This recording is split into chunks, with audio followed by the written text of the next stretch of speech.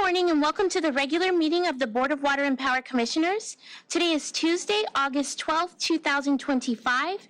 This proceeding is being broadcast on Channel 35. Exact broadcast times can be found by contacting Channel 35. Board of Water and Power Commissioners, please stay present for roll call. Commissioner NURIT KATZ. Present. President Richard KATZ. Present. Commissioner LEHRER. Present. Vice President MCGRAW. Present. Commissioner PINDER. Present.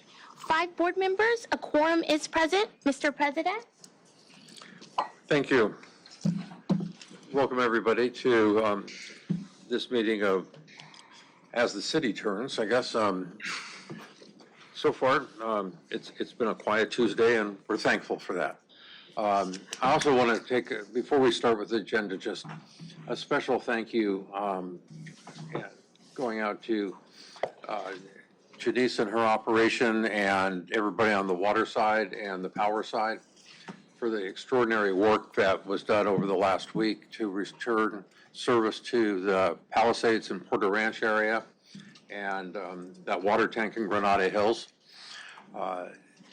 No small feat, and if you've seen the pictures of the size of the valve, that, you think of valves as little things that you go buy at Home Depot or something like that.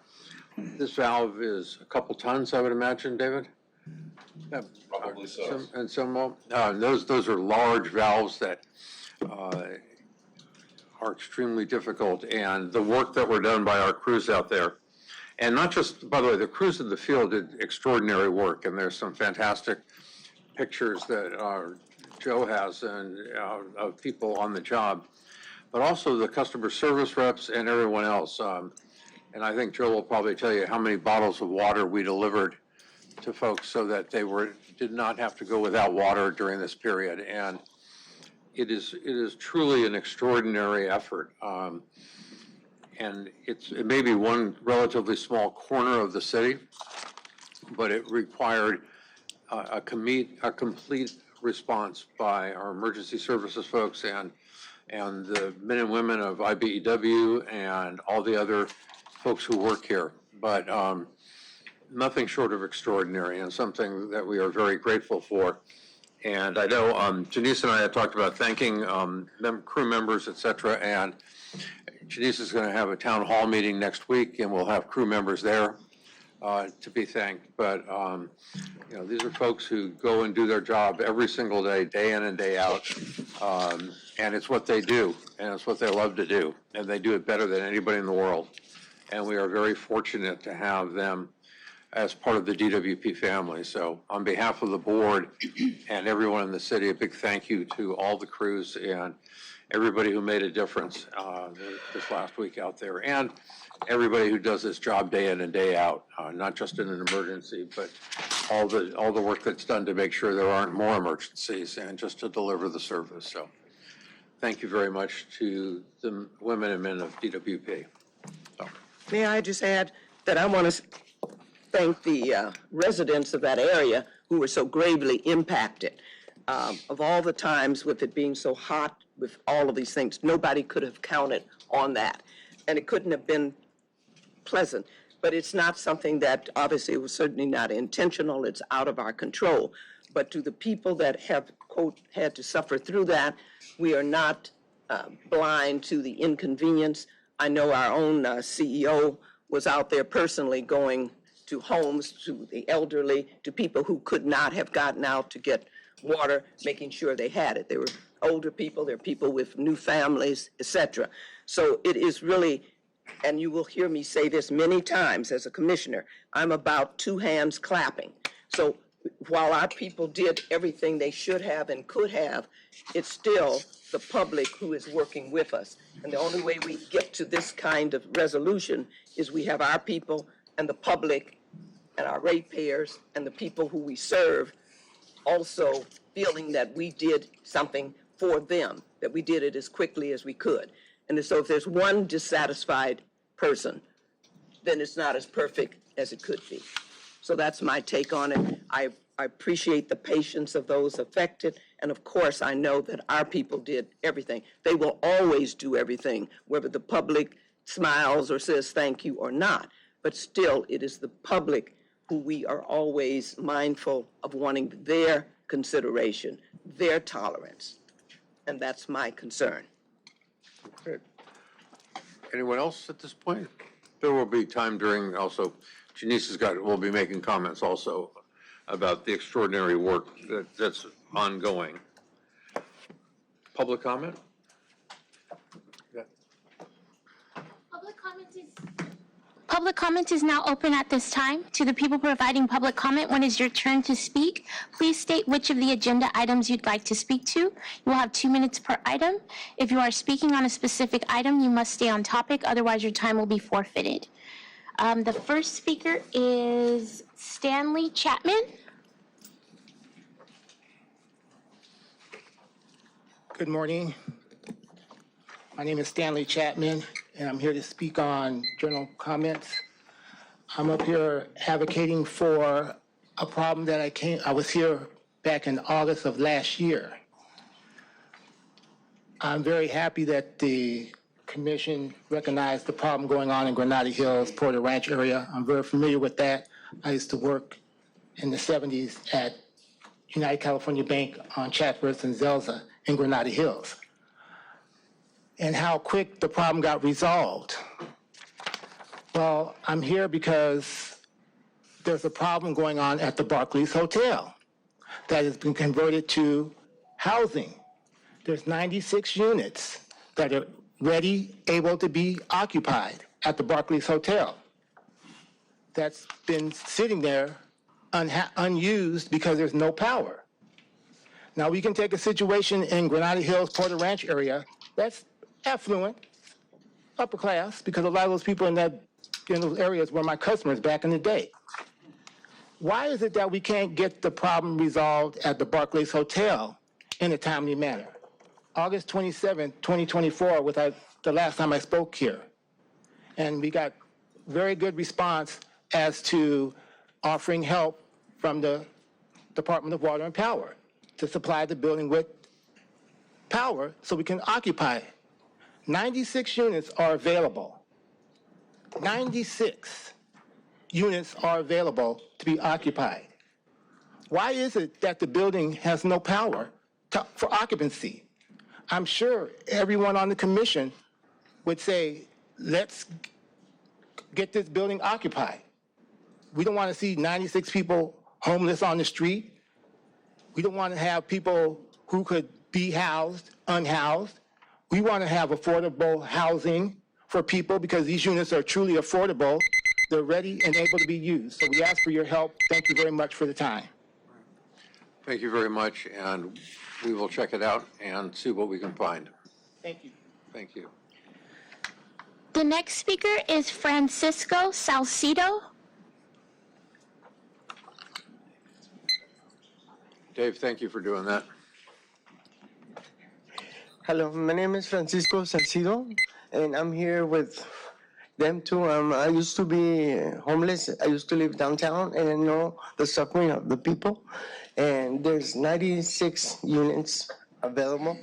And can you please put some water and power in it, because I know the suffering. I've lived through it, and I hope you will have consideration on them. Thanks. All right. Thank you very much. The next speaker is Ramiro Luque. Do we know about that?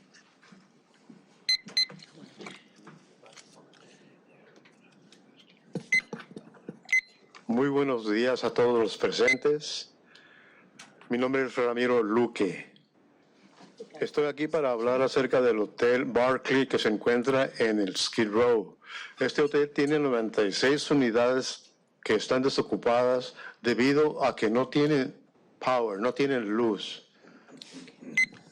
Good morning, everyone. My name is Ramiro Luque. I'm here to speak about the Hotel Barclay with 96 units that are vacant at the moment, and they do not have any power.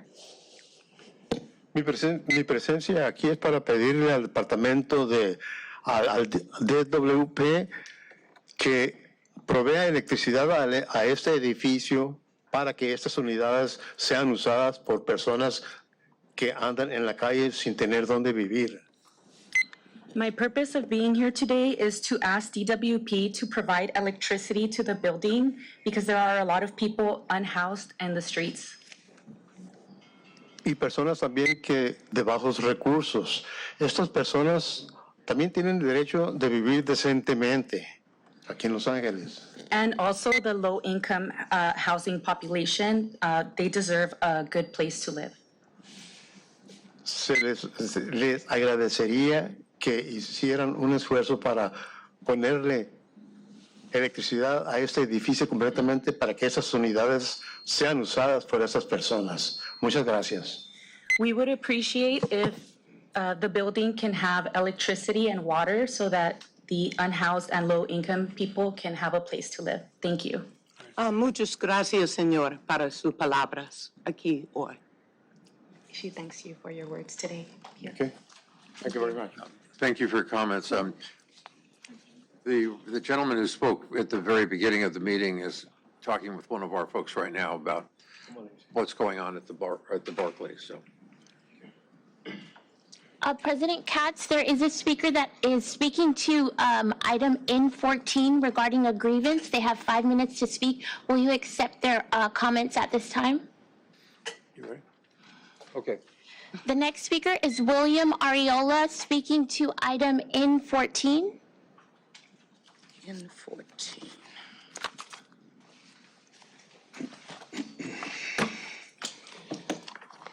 Good morning, everybody. My name is William Ariola. I've been with the department since '91. Currently at TDDS, overseeing meter installation. This is Ken Booth. How many years you got, Ken? 39.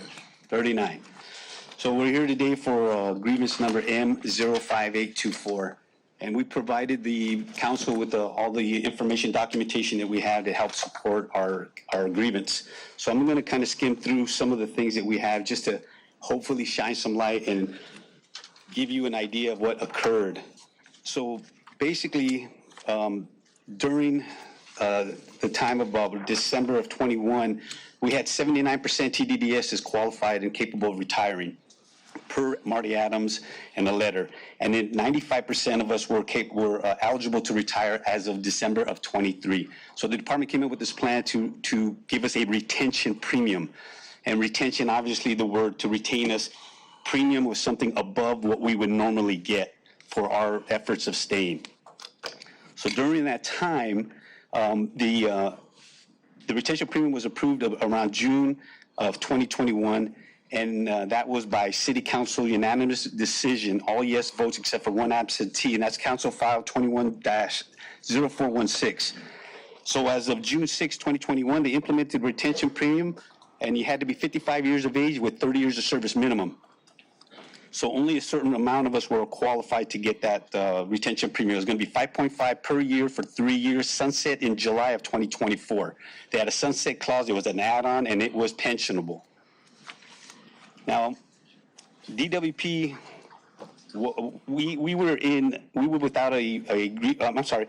So we were still working under our previous MOU that expired in 22. The retention premium began in June of 21. I'm sorry, July of 21. So there was an overlap in our MOU. So for that first portion or first 6 months of the retention premium, we were working on a previous MOU.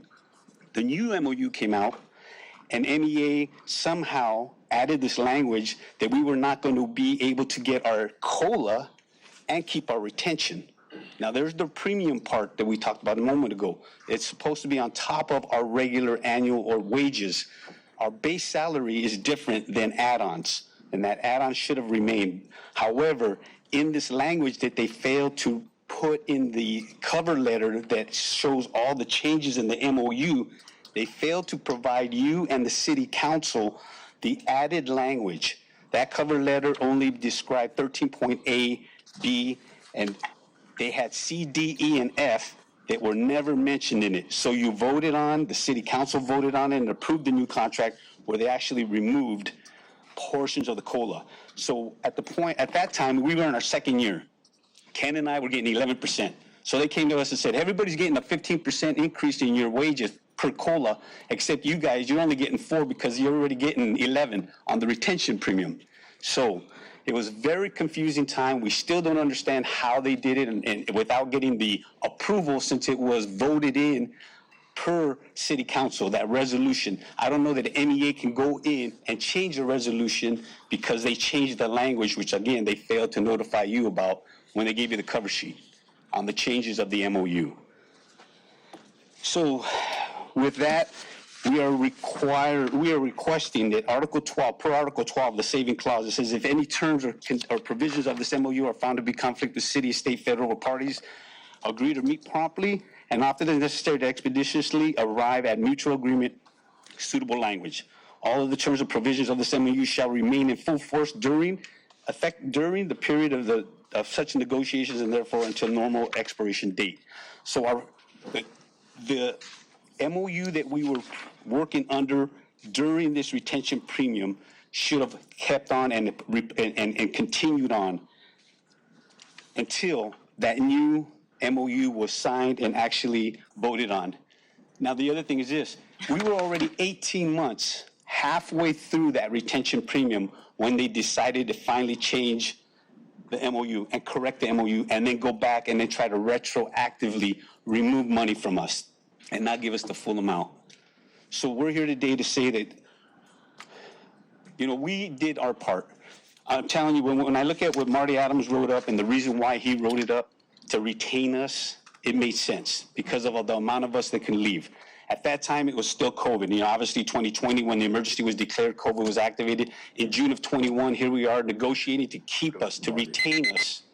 And then they decided to pull this quick switch and bait on us. So I just want to close with this.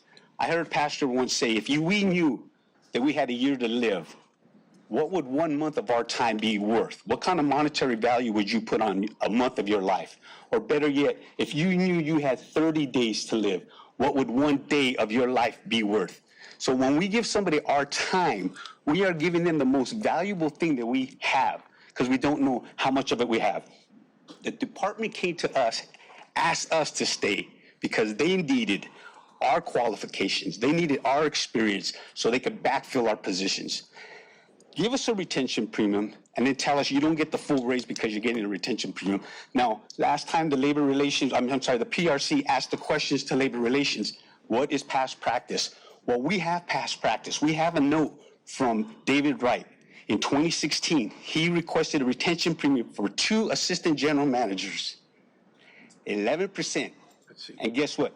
They got their 11%, and you ask MEA, and the assistant general manager at that time if he had to forfeit his COLA, or did they reduce his retention premium in 2016? We provided you that document from David Wright requesting from the city council the permission to retain and give these guys, these 2 individuals, that 11% raise. Past practice. Thank you. That's it. Thank you very much. All right, thank you. George, you want to make any comments? Yeah, I'll just direct the board members to the comprehensive report that we wrote in the board packet on these grievances. The ultimate finding is just about the limitations of the grievance process itself. We really can only make judgments about whether or not there are MOU violations, not whether or not there was fairness in a bargaining process or in an ongoing way that, money is calculated in someone's salary. I would say that most of the issues that reach NURIT and I in that committee process are things that need to go back to collective bargaining and are either currently being worked on in collective bargaining or are the subject of an unfair. There are very few instances where we've received something that's truly grievable. In this case, we were absolutely sympathetic to the grievance, but ultimately the grievance process is not the place to resolve that conflict. It's, with the leadership of the union in conversation with management, the grievance process is to acknowledge whether or not there's been an MOU breach between the agency and our labor partners, and in this case, we didn't find one. And just for the public's understanding, I would just add that the issue seemed to be an understanding of a differential bonus, and the differential is about the difference between 2 different salaries. And so the amount of differential is going to be different for someone who already has a bonus because it's about bringing them up to the level. And so I think, unfortunately, the employees understood it as this would be additional, but the way the differential is structured was done properly. So happy to, answer additional questions offline if anyone has them, but that was the analysis. I appreciate that additional information. Often the public doesn't know that we serve on various subcommittees. I'm on the retirement committee, so I perked up when I heard anything related to that. But essentially what I understood you to say is that this particular matter as a grievance is not even properly before us. Is that correct? That's right. We found the issue at hand wasn't grievable. Yes. All right. Thank you. Any other comments? Okay. Moving along. First, just announcement, the items N1, N3, N6, N8, and number 10 will be treated as special when we get to them on the agenda. And I am recused from, and I am going to recuse myself from the agreement number 47826, which is number 3. Number 3? I Okay. believe that's number 3. Is it 2? Oh, I'm sorry, it's number 2. Okay. All right. So when we get to the blanket items, Thank you. we'll throw you out of the room. All right. Okay, thank you. Okay. Must be your time. It was. Good morning. Good morning. You're up. And again, nicely done, congratulations, and thank you. Yeah, Everybody. it's really the team did an amazing job, and I'll just give you a brief overview, and then I'll have Anselmo and Soraya come and talk about our operations and our emergency management response and give you more details. But as mentioned, Tuesday afternoon, August 5th, we were repairing a leak at a pump station that connected to the 10 million gallon tank in Granada Hills and Porter Ranch area. The valve that controls the flow from that pump station to the tank fell in the closed position, which stopped the flow of the water into the tank and resulted in losing pressure and water in the Granada Hill and Porter Ranch areas. I'm happy to report that it has been a labor of love and teamwork on this emergency response. We have nearly 1,000 employees involved in this response overall between our water operations, emergency responders, customer service reps, logistics, fleet, you name it, landscaping. Everybody was part of this response in support of our community. We had 0 safety incidents reported so far, not even a first aid safety incident, which is incredible for the complexity of this response. We have been activated for 8 days at the Department Emergency Operations Center. We have distributed an equivalent of more than 2.5 million bottles of water. We have made deliveries to vulnerable customers, like Commissioner Pinder said, about 87 customers that we delivered to their homes. We have done 15 news and community updates 2 times a day. We have handled over 50 media inquiries. We have had targeted email blasts of nearly 200,000 notifications in English and Spanish. We also reached 18,000 via email and text in English and Spanish, and we have handled 36,200 plus customer calls. And we did 1,800 calls, reaching 610 customers on outbound calls proactively.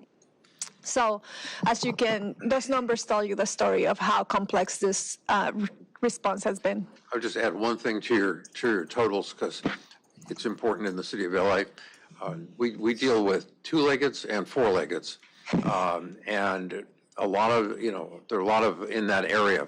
Yes. Horses and other animals that also were recipients of water and emergency services. Yeah, we were pivoting every day based on the needs of the community, and animal services was involved in this, including our horses and other livestock that needed drinkable water. They can't use recyclable water. So we were delivering potable water to those communities as well. They were calling the call center, and we were sending our crews out there with potable water for our animal services. We also were working with the Department of Disability for ADA compliance facilities. As the team will report, we had portable laundry, showers, toilets, hand washing station. We also deployed recyclable water for landscape and irrigation and flushing toilets. And we work around the clock to push water in the system while we were effecting repairs on the failed valve. So there was multiple things going at the same time, different teams working in different things, but the coordination and communication across the department was exceptional. So with that, I'm gonna pass it up to Anselmo to talk about the operations, and then Soraya, if you wanna come up and take over the emergency response. Good morning, Commissioners. So, like Janice said, this was an incredible job in coordinating with multiple people to make this happen. So once we knew that we had an issue with this particular valve, and by the way, it was a 24-inch valve that was around 20 feet down in the ground. When we started excavating this particular valve, the first thing we noticed is that we had a number of other utilities that were crisscrossing our facility there. We had 2 oil lines, we had some fiber optic lines, and we also discovered that there was a high pressure gas line as well.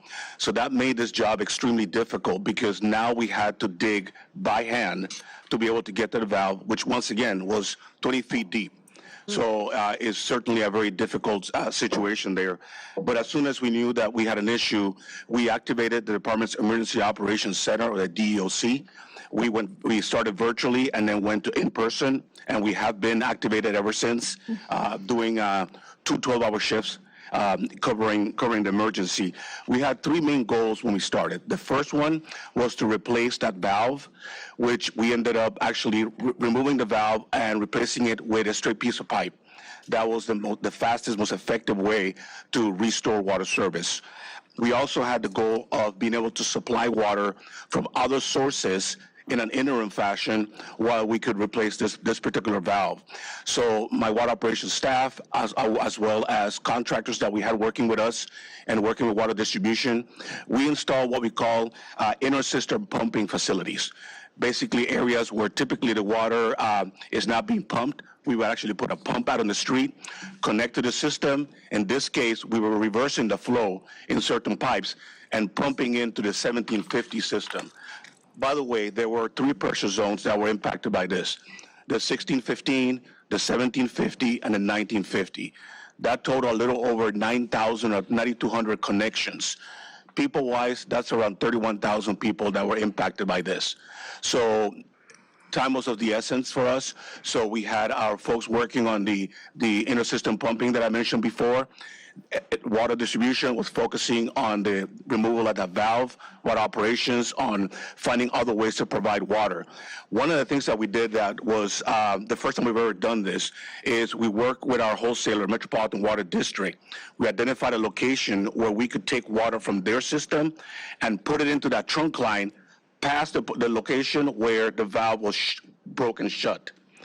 We actually used a contractor that was able to put in hoses, or these are flexible pipe, into a body of water that belongs to Metropolitan.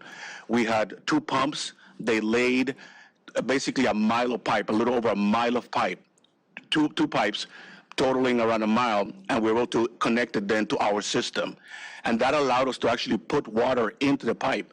So even though we had reported that we had a water service outage, we know that there was quite a bit of water in the system. As a matter of fact, we got to a point that with the interim solutions, we got to around 10 feet of water in the tank. So we knew that we were getting water in the system. If you have water in the tank, it tells you that anybody else below that elevation has water and pressure. But we had to also make sure that folks knew that we did not want them to use the water, because if you're using the water as we're trying to fill, you basically are taking water away from the tank. And unfortunately, that was happening. Obviously, people could see that there was water in the system. They would turn their faucets on. They would use the irrigation system. So we did a number of messaging efforts to get the word out to our customers. We also had our water conservation response unit that went out there on Saturday and Sunday and drove around, and basically, if they saw somebody that was irrigating, we politely let them know what was going on, and we encouraged them to not be using the water and that way. So that was able to help us once again build the pressure. As far as the valve itself, this valve was located on San Fernando, just south of Balboa Boulevard. 1967, it was installed as a 24-inch pipe. I mentioned before the complexities that we had there. This valve, we were able to remove it, replace it with basically a piece of straight pipe, and we were able to put water into the system by 2:30 in the morning on Monday. The way we had to do it is that we first had to take water from a different service zone, put it into the system so we could actually fill the pipe with water. Once the pipe was filled with water, then we were able to open another valve that was closed, get pressure in the system, and then start the process of pumping. So the pump station that typically feeds this area is called Penstock Pump Station. It's got 3 pumps. We started out pumping first one to start building pressure. We opened a second one. By the time we opened a third pump, we could really see a big difference in the tank elevation. Overnight, we went from being around 8 feet to actually being over 25 feet overnight, because now we had fully restored all the pumping capacity that we needed. So it was Capacity of that tank, Anselmo? it's a 10 million gallon tank. Just a little drop of water. You could say so. So certainly it was quite a bit of water that we had to put in there. So we were able to repressurize the system. The system currently is completely pressurized. What we're doing now is we're doing the water quality clearance. What does that mean? Because we had a loss in pressure, we are required by the Division of Drinking Water to issue a boil water notice. The reason is because you have the potential to actually have contaminants enter into the pipe, bacteria, E. coli, coliform. So the expectation is that you issue the boil water notice, and then you have to do sampling. You have to do 2 rounds of sampling to clear this area. To date, we've done 12 samples. We had to do 6, get results, and do another 6. We've gotten results for 11 of the 12 samples already clear. We have 1 more sample that our expectation is that we'll get results later today. If everything is good and is clear, then the Division of Drinking Water will let us know that we can go ahead and take down the boil water notice.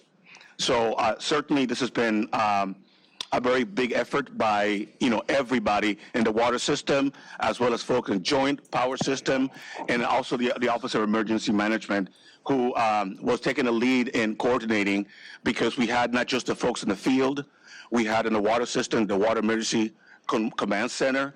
Right. We also had the city's EOC, and then the department's EOC. So there was a lot of coordination to make sure that we were covering not just reestablishing supply to the system, but also those resources that our customers needed.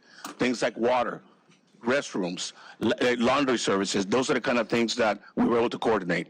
So with that, I'm going to pass it over to Zoraya Oliver Griffin, who is our Climate Resiliency Emergency Management at LA28 Chief. Zoraya.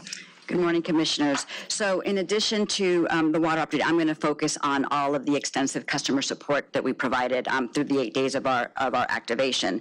So as Janice mentioned, we deployed a range of support services, including bottled water distribution, recycled water for outdoor use, and toilet flushing and landscaping support services. We also provided access to mobile showers, bathrooms, and laundry facilities.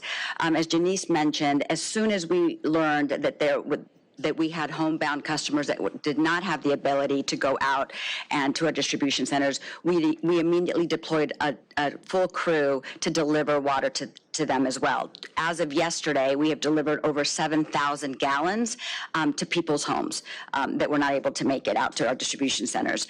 We peppered assistance centers throughout the community. There were 5 that we established, and maintained them open up until the point that we had restoration of water service in the wee hours of Monday morning. Once folks could use the water, then we went ahead and decided to close around 10 o'clock Monday night our showers, laundry, and bathroom services. However, our water distribution centers will remain open until the boiled water notice is lifted. We encouraged through multiple means and worked with our city partner agencies to encourage vulnerable customers, including seniors and customers with disability and functional needs who were unable to visit the distribution centers, to call our customer call centers. Some of that outreach also included door-to-door knocking, at people's homes and canvassing those communities. So to date, from a water distribution perspective, we have distributed over 2.5 million bottles of water to those impacted communities. From a communications perspective, there was no lag there either. LADWP was actively providing information to all of our customers throughout various channels, which included the news media, which were fantastic partners for us on this. Social media, we continued to leverage our partner local influencers as well. We leveraged customer notifications via email and text. We partnered with the city and leveraged the Notify LA messaging system as well as the city's emergency alert system. We were also coordinating very, very closely with the mayor's office, the city EOC, and other city departments who were continuously amplifying our message, basically 24 hours a day through the entire response. I would be remiss if I didn't acknowledge the support of Mayor Karen Bass, Councilmember John Lee, the Metropolitan Water District, Wildfire Water Solutions, the city departments, and especially our labor partners as well, who helped us all get through this emergency. This is an emergency of this kind, can only be achieved successfully through a collective effort. It takes all of us working together for our communities.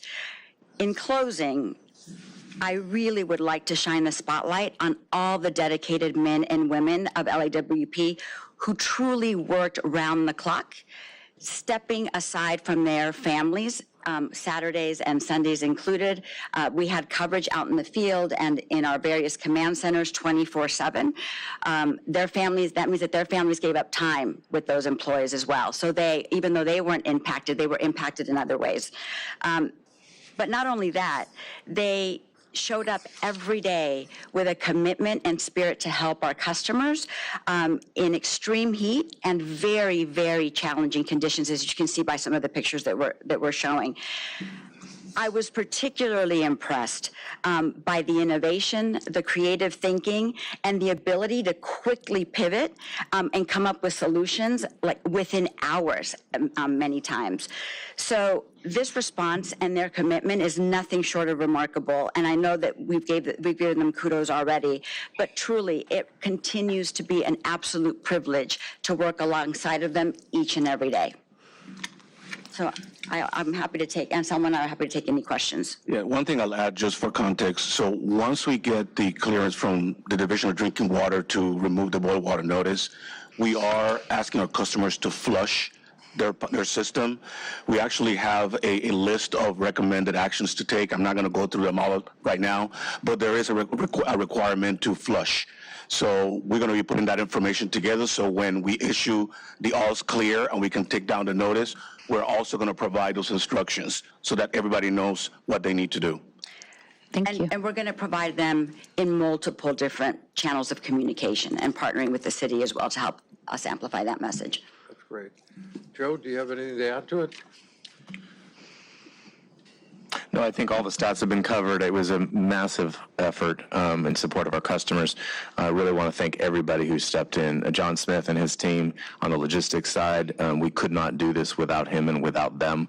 Everybody pitched in to help under his leadership, and especially on the logistics. Also, our EMD team, we have needed this kind of structure, this kind of support for many, many years, and we have it, and it is. You saw the results this weekend. We can't control when these instances happen very easily at all. Obviously, there's issues about infrastructure replacement that we're attending to and that we communicate about with our customers. But the way in which we responded, we had water out there the morning that the water ran out for distribution. That's unprecedented in my 19 years here, and I know Anselmo has over 30. So it was a real pleasure to be and honor to be a part of this response. We know this was difficult on our customers, and we really appreciate their patience and their understanding. And I hope they saw that we were making every effort we could to make it more tolerable under the conditions that they faced and that our crews faced. So thank you very much. I'm glad we had this opportunity today to show you and tell you about the response. I appreciate it, Joe. Thank you. The one thing that you can't tell from the pictures is that it was 100 degrees out there for most of the time. Folks were working on this and working on those pipes and digging the trenches and getting this done. It was not a cool weekend in the valley, so that just added to it. So. Yeah. George, were you going to say something? You can go first. No, please. Okay. I just wanted to echo the thanks that have already been said, the gratitude to our field teams working out in the heat, but also, Soraya, I really wanted to thank you for your leadership in emergency management.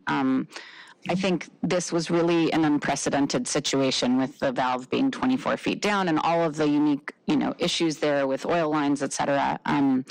But for me, what really stands out here is the coordination with our, other departments within the city, Department of Transportation, Aging.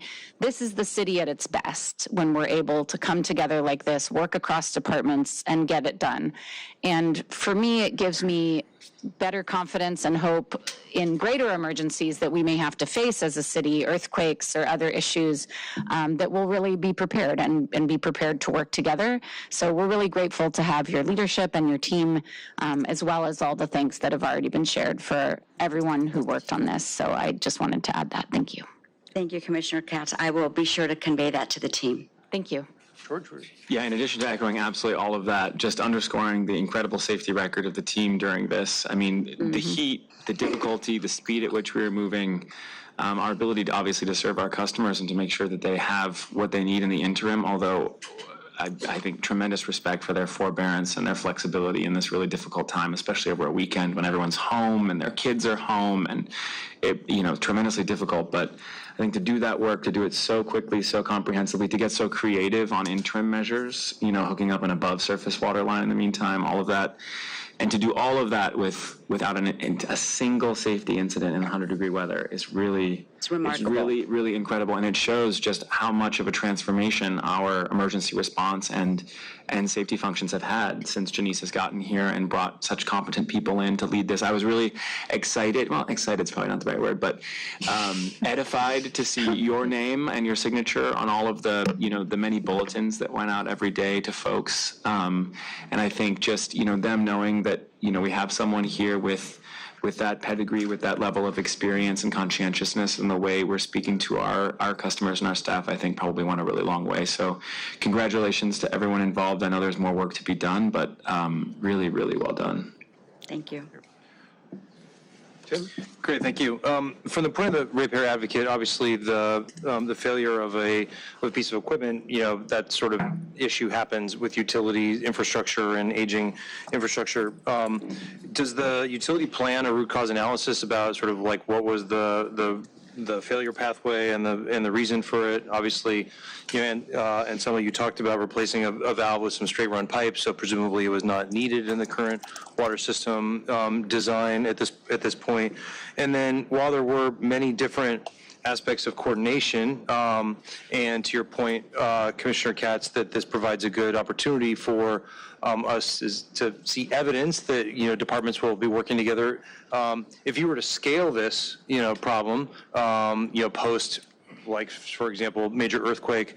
When we saw the Napa earthquake back several years ago, PG&E used it as a great learning point about how to coordinate gas system inspections and post-incident response. Are there learnings that are going to be done? So is the RCA going to be both inclusive of the failure mechanism, but also opportunities for improvement in cross collaboration with other sister departments? Mm-hmm. I'd like to take that one. So you talked about whether or not the valve was needed because of replaced with a piece of pipe. The valve is certainly needed. The decision was made to install the pipe for the purpose of restoring service faster. Our goal is to go back to that area and put another valve during the winter time in a better location. If we had tried to put a valve, it would have taken a lot longer to complete the repairs. We felt that it was important to restore service, especially when we had all this heat and all the concerns about wildfires. As you know, there are many fires that took place during this emergency. So that was the reason for it, but there will be another valve installed, absolutely. So let me say on that. I was under the impression this valve was installed in 67? 1967, correct. So it's been in service for a day or two. It's been installed for a little while, yes, yes. So, but, you know, we do have a system that's over 100 years old. Right. So there are valves that have been in the ground for quite a while. We do have a valve replacement program that our water distribution division leads. The challenge with large valves is that they're connected typically to trunk lines, which means that these are large diameter pipes, anything above 16 inch, all the way up to 144 inches in diameter. Mm-hmm. So when you take a large valve like that out to replace it, you are impacting water supply. And we don't have a system that is completely redundant, that regardless of what you take, you're not going to have an outage. So it takes a lot of time to be able to coordinate those to ensure that we minimize or eliminate any outage. Do it when you're doing a simple replacement. So typically we replace around 5 valves, large valves per year. They have to be done typically in the winter time. This goes back once again to the issue of demands, right? So when the demands are low and you can live off the storage longer is when you take advantage of the time to go in and replace the valve. So in this case, we're going to be cutting in a new valve sometime in the winter time. I cannot tell you if it's this winter or not, but we are going to replace that valve. You also had a question or comment about are we going to do an evaluation of the valve and the failure mode? Absolutely. The valve already has been moved to one of my facilities where my staff is going to be evaluating it, reviewing it, and finding out exactly what happened to that valve. Mm-hmm. We want to know why it failed, because it failed when it was being closed, and it left a little bit open, and it didn't sit all the way down. And that's kind of an unusual way for it to fail. Typically, you would think you would shut it completely. Right. The valve would actually sit down on the seat and then not come up. This one didn't get that far. So we need to certainly look and see exactly what happened in this case, learn from it, and also look at what other valves do we have in the system that are similar to this one, and whether or not they have the chance to have the similar failure. Thank you. I'm trying really hard not to make a comment about people who wanted to open valves and just turn them off. You gotta close them too when you open them. Yes. We'll let that go this time. Yeah. But great work, guys. Yeah. And if I may, I'd like to respond to your question regarding lessons learned. So on day one, we began actively tracking all the lessons learned of that day throughout. So we have 8 days worth of lessons learned, not only from the field level responsible, but all the way up to the department EOC. And we will be convening representatives from all of those various levels, including our city partners, to do a formal after-action review. I would be interested in a briefing or information about the after action and some of the lessons and what we might take forward into future crises. It doesn't necessarily have to be at the board level, but I would love to meet on that. Thank you. Would be happy to do that. One of the things, before I go to Mia, one of the things, just, NURIT, that I had mentioned to Janice earlier, we were talking about doing a presentation for the board on our safety training, and the fact that it's an ongoing process. When I was chair of the Metrolink board, we had brought in a CEO whose first comment was safety's foundational, and ironically, one of the first things he did is he eliminated the safety committee, which I thought, that doesn't make any sense. If you eliminate the safety committee, how can it be foundational? And his response was actually, it made perfect sense. So he said, when there's a committee, everybody thinks it's the committee's responsibility for safety in that case, and it is everybody's responsibility, which is what we see here at TWP. So as counterintuitive as that solution was, it made a lot of sense. But Janice, I'd love to put that so the board and the public understands. We have a phenomenal safety record with something that all of us and the men and women at TWP are very proud of. And I think it's worth going through just so people understand that we drill for that all the time. It's not just a once-a-year thing. You're never done with safety. Right. But when you're done with this one, it'll bite you. Right. You're never done. Safety is something, and I would just say, I'm very proud of what the team done, the way the department show off, the collaboration with our city partners and others that Soraya mentioned. There's a couple of things that I want to highlight that were important, safety being number one. And everywhere I went, PPE was where safety personnel was there overseeing the job. People were following protocols and procedures, and I think it's critical for exceptional operations that you start with safety. When you start with safety, you're already in the right mindset for exceptional operation, right? Number two is the way that we deal with customer service and this response. The number one goal was to minimize the impact to customers, and that's when creativity started happening and how we can better serve the community. And we were open to suggestions and open to pivoting. It was a very dynamic response. And so, like you mentioned, we didn't find out of the horses until we found out about the horses. We had fishes that we have to put water into, right? Like there was just a lot going on, and we were moving very fast to support the community and understanding what the needs of our customers were in that. And number three was innovation. The system that we use for pumping water into the system was never used by us before, or anybody for that matter. Our welders were part of that. It was a combination with DWP, MWD, and the vendor Wildfire Water Solutions to create a new way of pushing water into the system. And we didn't even know if it was going to work, and it worked. It worked, and it got water, and it bought us time to get to repair the valve that was so critical for the system. And so being open to innovation and finding solutions outside of the box was so critical in this response. And I'm just extremely proud of what the team accomplished. And it was really good to watch and how it all the pieces came together, including the power organization. We needed power to remove power or shut down power in the area that we were working. They supported us with the mobile hydration station or our water distribution centers equipment that we needed. So it was everybody, all hands on deck, trying to make sure our customers' impact was minimized as much as possible. Commissioner LEHRER. I am unbelievably impressed, and I can't say proud, only because I just sit here at this chair and then absorb the craziness that goes on around us in the media and everything. Did you see what DWP is up to? Like, what happened over there? And then you know, I would say there's going to be solutions. I'm sure there was issues that can be described and rationalized, and this is so amazing and important to share. And I don't know how you share it, Joe, in a way that really the community understands the effort. And, you know, I haven't seen yet an article, but maybe I've missed it. I just think it's amazing. I'm so impressed of how you all performed, and gracias. Que Dios lo bendiga. Yes. Can I make one last comment? I know we talked about it, everybody working on this.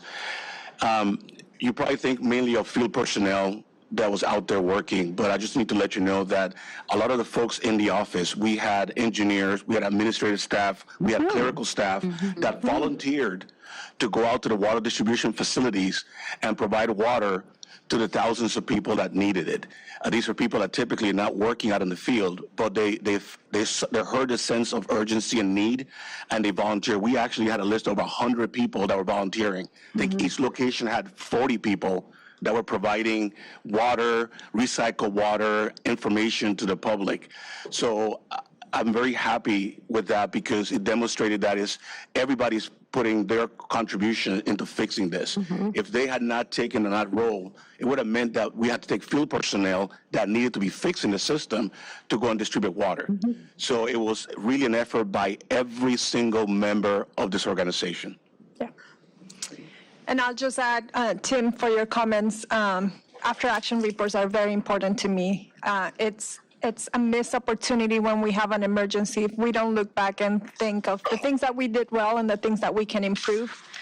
And one of the things that was really interesting was that we were able to push water We lost water in the area around 6 to 7 in the morning on Wednesday, and we had water inside at 10 in the morning. And the reason we had water on deck is because of the after-action report on the heat wave. And we knew we had to procure water for heat waves. We had water in our warehouses ready to deploy for that, and we were able to redirect it to this emergency. That was part of the after-action report we did for the heat wave. We did an after-action report for Palisades, and we're going to do an after-action report. But every time we go through one of this, we get better. And that's the whole goal. And we will never be done with emergency management preparedness. We will never be done with safety. And sadly, this is the new normal for utilities. Emergency response, like climate change, is impacting our operations. And the better we get at preparing, responding, and recovering from emergencies, the better we are for our customers. All right. All right. Thank you again. All right, thank you. All right. I got other things.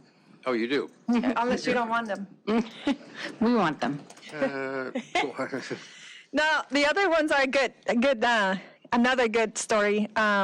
We got an award for the San Fernando Basin Groundwater Remediation Program by the Metropolitan Los Angeles branch of the American Society of Civil Engineers. And this award recognizes exemplary projects that are concentrated on the supply, storage, and conveyance of water that demonstrates innovation and advance the state of practice in water treatment, supply, and delivery. And Greg Reed, our Director of Water Engineering and Technical Services, accepted the award on behalf of LEDWP. Then the day that our valve failed, in the morning, I was joined by Mayor Bass, Arriva, state and local officials, and other key stakeholders on the ribbon cutting for Elan Solar, which has also a storage. And it's going to provide about 7% of LADWP energy portfolio, all green energy. It was an amazing event. It's the largest solar and battery projects that we have in LA, one of the largest in California, and a very competitive rate. And I've been waiting. Isn't it one of the largest in the country? One of the largest, but not the largest, yeah. And it was a really good event. I was waiting for this event since I went to commission Elan 1, so we needed Elan 2. Now both are operating and sending renewable power to LA as we speak. And then another good news is we have launched the Home LA program, which stands for High Performance Optimized Modern Electrification for LA. And this initiative is designed to help property owners rebuild more resilient, efficient, environmentally friendly homes following the January 2025 wildfires. And it provides financial incentives to support residential and multifamily low-rise, 3 stories or fewer property owners in constructing all-electric homes, which can reduce greenhouse gas emissions, improve indoor air quality and safety, and lower overall energy costs. The participation of the initial phase of the Home LA pilot is currently limited to property owners rebuilding homes that were impacted by the January 2025 Palisades, Hearst, Kennett, Archer, and Sunset wildfires. And this is, the state asked us how we were going to support rebuilding with incentives. This is a program that's comprehensive for our customers that were impacted by those wildfires. And then lastly, you guys have the year in review document in front of you. We were going to talk about this today, but we had a lot of other things to report on. So highly encourage you to read this. We will come back and talk in detail about some of the accomplishments we had last year. As you know, since I started here, we've been going through a lot of transformation, onboarding new leadership. We also had to respond to major emergencies, including one of the largest for LA with the 25 wildfires. And there's a lot of things that we've been working on that we don't often talk about that span across the organization, and great progress has been made on a lot of our long-term goals and short-term goals on this transformation. So thank you. Okay. That's it. That's all right. Now, Tim, ratepayer advocate, Tim O'Connor. Great, thank you. I appreciate that, President KATZ. I'll be speaking on file items 3 and 5. I'll reserve comments later for agenda approval item number 3 on virtual net energy metering, as I understand that's going to go to a special. And then also wanted to speak to the power system priorities presentation. But is that still scheduled to be presented today, the power system priorities? Yes. Okay, I can hold the comments on that until that presentation. Okay. So before we get started, I do want to introduce another member of the team. Her name is Edith Moreno. She is joining us as the Deputy Executive Director of the Office of Public Accountability, the Ratepayer Advocate. She's going to join us at the podium and say a couple words to introduce herself. And we're very excited to have her as our first permanent hire of the office. We are in the process of, I believe, hiring 3 additional people with accepted offers out, and those people to be starting between September 6th and October 15th. But for now, I want to turn over to Edith to introduce herself. Welcome, Edith. Good morning. Thank you all for your time this morning. Good morning, commissioners. My name is Edith Moreno. I am a native Angelino by the way of Southgate, Southeast LA, down the 710 corridor on the way to the port. So I started my career in the energy and environment sector about 15 years ago. So I kind of started as a water resources consultant supporting municipalities with Clean Water Act compliance in San Diego County. And then I decided to make the pivot into the energy sector, where I joined San Diego Gas and Electric, supporting environmental compliance for the large capital construction projects that SDG&E had in their portfolio at the time. So I spent some time there at SDG&E really learning and appreciating what it takes to build and maintain and operate electric infrastructure. Then I decided it was time to come back home. And so I joined Southern California Gas Company, which is a sister utility to SDG&E, where I was working for nearly 8 years advancing their clean, renewable, kind of clean fuels portfolio. And so advancing the adoption and scale of renewable natural gas or biomethane, as well as hydrogen.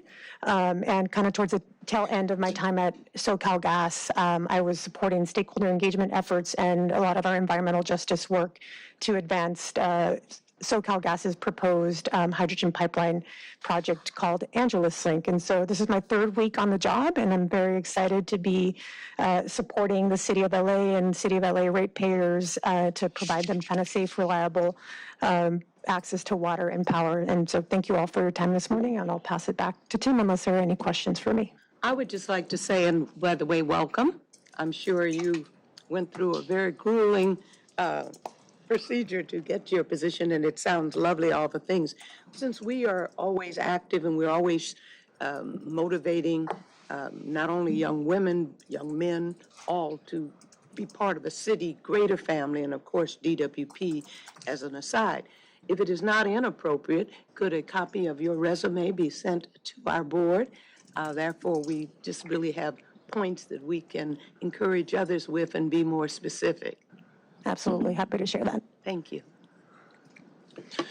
Thank you. Welcome. Thank you. I'm hoping your 3rd week is calmer than your 2nd week. Seriously. Thank you all.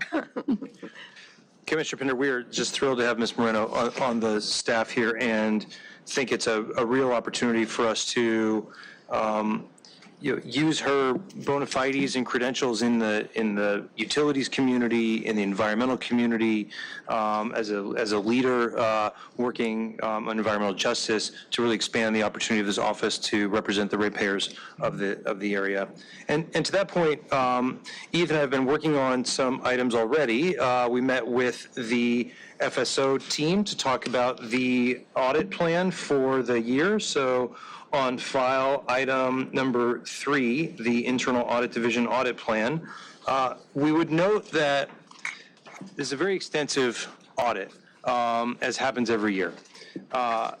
So extensive that it occupies nearly 27,000 hours of work on a given year to complete this audit, which is really composed of several different miniature audits, 17, 20, 30, however, on a given year it's different.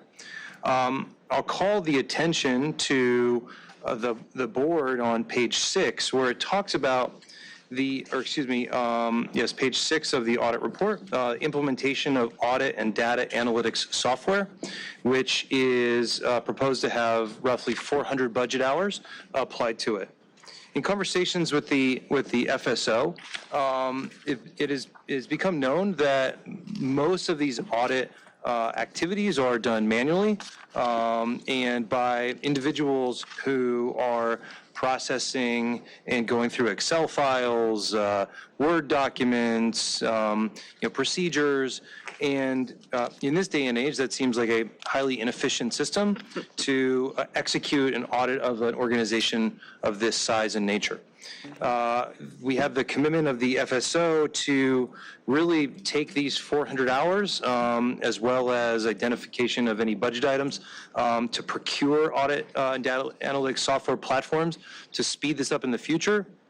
But I cannot say enough how important this is, because it may be that 27,000 hours is not enough to do the complexity to achieve the complexity of the work that's needed to perform these types of audits. And only with advanced technology that's available today, we can speed it up, make it more insightful and rigorous. And I would highly encourage the team to lean in on that for the next audit cycle.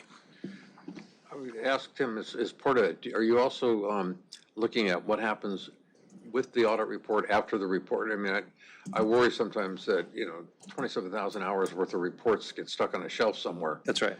And, trying to find the good part in the middle of that's hard. So is that part of also what you're looking at? And I would hope, let me rephrase, I would hope that's part of what you're looking at. And I also would appreciate your recommendations where you think we can do better.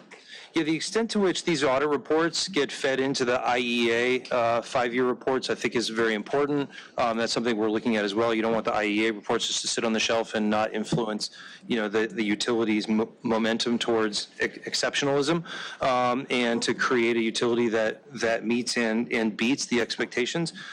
We've obviously seen work on the part of the leadership to really start taking in the audit findings, the IEA findings, and other studies from folks like our office to integrate that. And the next step for our office will be to be digging into the individual audit reports themselves to evaluate the impact that they're having. But yes, that is definitely a part of what our office is looking at.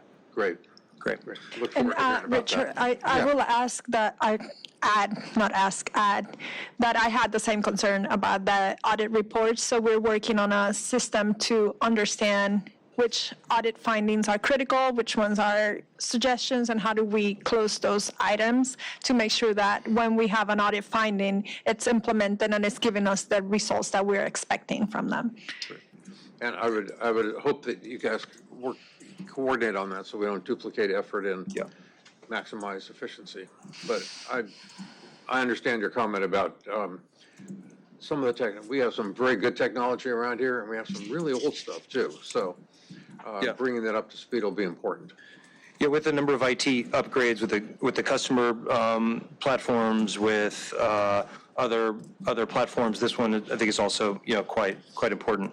The second item that I'll point out is there is a rate metrics semi-annual report on the filed items. This is a report that we spoke about, I believe, 2 meetings ago. Maybe it was 1 meeting ago, and we agreed that there would be some opportunities to work together with OPA and with the teams to evaluate the metrics that go into the semi-annual report.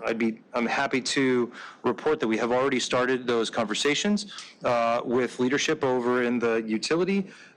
We are in the process of identifying some key metrics that can tell the story more rigorously, more clearly, more comprehensively.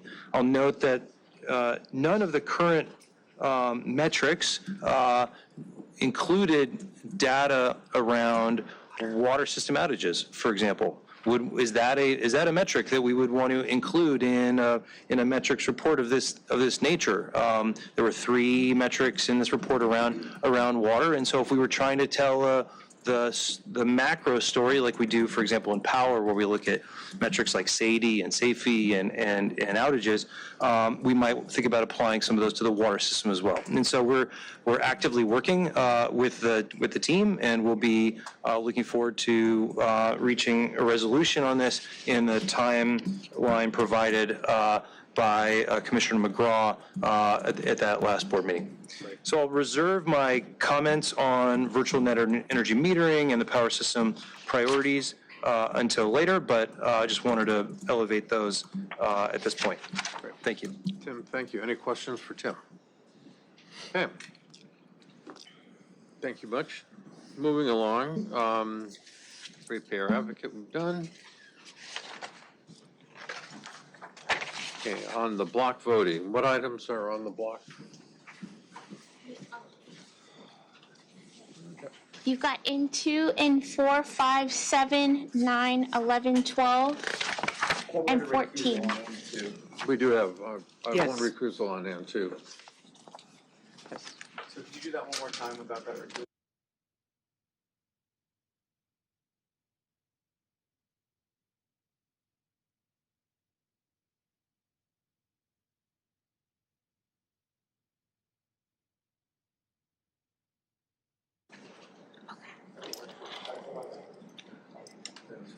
Questions?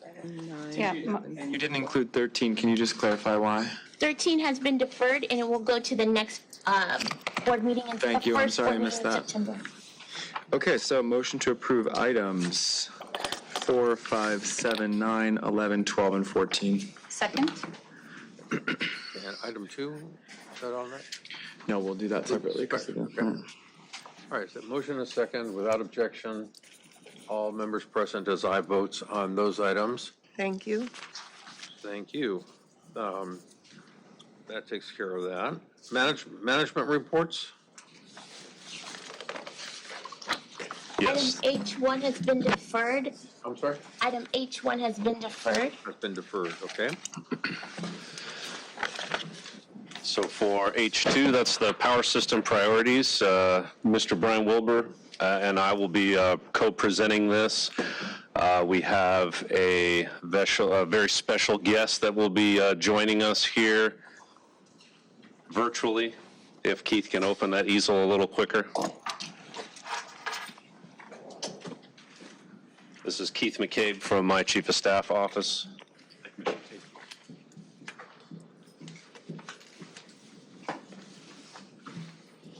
So joining us today in spirit is Ezra Scattergood. Ezra Scattergood decided to devote his life to public service, believing that satisfaction in life is proportional to one's usefulness and not money accumulation. That's his quote. In 1909, he was appointed the chief electrical engineer of the Bureau of Los Angeles Aqueduct Power. In 1911, there was a charter amendment, created the Bureau of Power and Light, of which, again, he was named chief engineer. Because of the success of the hydro plants, we were able to purchase most of the private power companies in Los Angeles, and then in 1922, we purchased the distribution system from Southern California Edison. In 1937, the Bureau merged with the Bureau of Waterworks and Supply and became the Department of Water and Power. He remained at the helm of the power system until 1941. It's poetic that the power plant that is named after the father of municipal power has been responsible for keeping the lights on in the city during the 2024 September heat storm and the January wildfires. So we're very glad to have him with us in spirit today. Next Monday, I will have been in this job for 1 year, and when Janice asked me to take over, I knew what we needed to focus on was an overall prioritization of projects and initiatives for the power system. Having worked in this system for most of my career, it always seemed like we were mobilizing from one project to another based on which project happened to be complete. It had the designs, it had the construction material, and it was shovel ready. That doesn't necessarily dictate its priority in the power system. It just meant that that team had reached completion of their project and was ready to transfer it over to the construction groups, and then we would drag our knuckles out in the field and go build their project. What lacked was an overall sequencing that spoke to a prioritization of what we're trying to accomplish for the power system. So in August, we started started looking at what did we have in the planning system, what did we have in the design queue, what had we already committed to, and we started to look at our previous programs that we had. We had an overall strategic plan where we would do an annual dip into what was going to be important to the power system, and we kind of did a brainstorming, and there would be some action items that came out of there. We also have the LA 100 program, which points towards 100% renewable power by 2035. And then we have the PSRP, the Power System Reliability Program, which came out of those outages that we had for the 9/12 outage. It was focused on resiliency and reliability. Now, these are three very independent programs, but they all pull on the same resources. So therein lies the problem. Next slide. So overall, for the strategic plan, these were our goals that we considered in development of the strategic plan. I won't bore everybody with reading those. Next slide. And then these are the objectives that we considered for the LA 100, which is the Clean Energy Initiative. Next slide. PSRP, our goal is mainly focus on O&M so that we can keep what we have in top shape. Yes, one moment, please. Light up the screen, please. Yeah, we're not getting it. Is that what it is? The system reset itself. Do we need to pause? No. I did mine already. Okay. Yeah. Are you good? How many people? Thanks. Yeah, we're fine. There we go. So our Power System Reliability Program, those are the objectives that are considered for PSRP. Next slide. So as we went through our different programs and our different categories of work, we figured out that we had essentially 10 distinct categories of work that we have for the power system. We have reliability of in-basin generation. We have the focus on our distribution system, our transmission system, so we can get all of our renewable assets into the basin. New business, which is all about customer excellence. Power System Reliability Program, which speaks to our O&M and keeping our various systems up to date.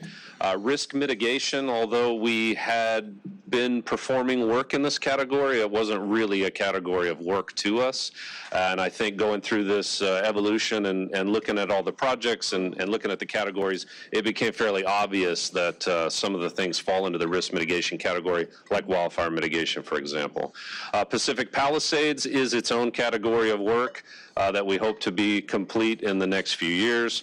Resource transformation speaks to our LA 100, and that's our electrification goals. OMS, our outage management system, is its own major initiative, and again speaks to operational excellence and customer experience, because we want them to understand when they are suffering an outage, when will their power be coming back. And then LA 28, which Zariah is leading the charge on, as we're very focused on projects that will be affecting the power system and water system in relation to the Olympics. Next slide. So here's our top 10. So we went through everything that we had in those 10 categories of work, and we asked our various engineer and operations managers to go through and list in order of priority in each one of those 10 categories.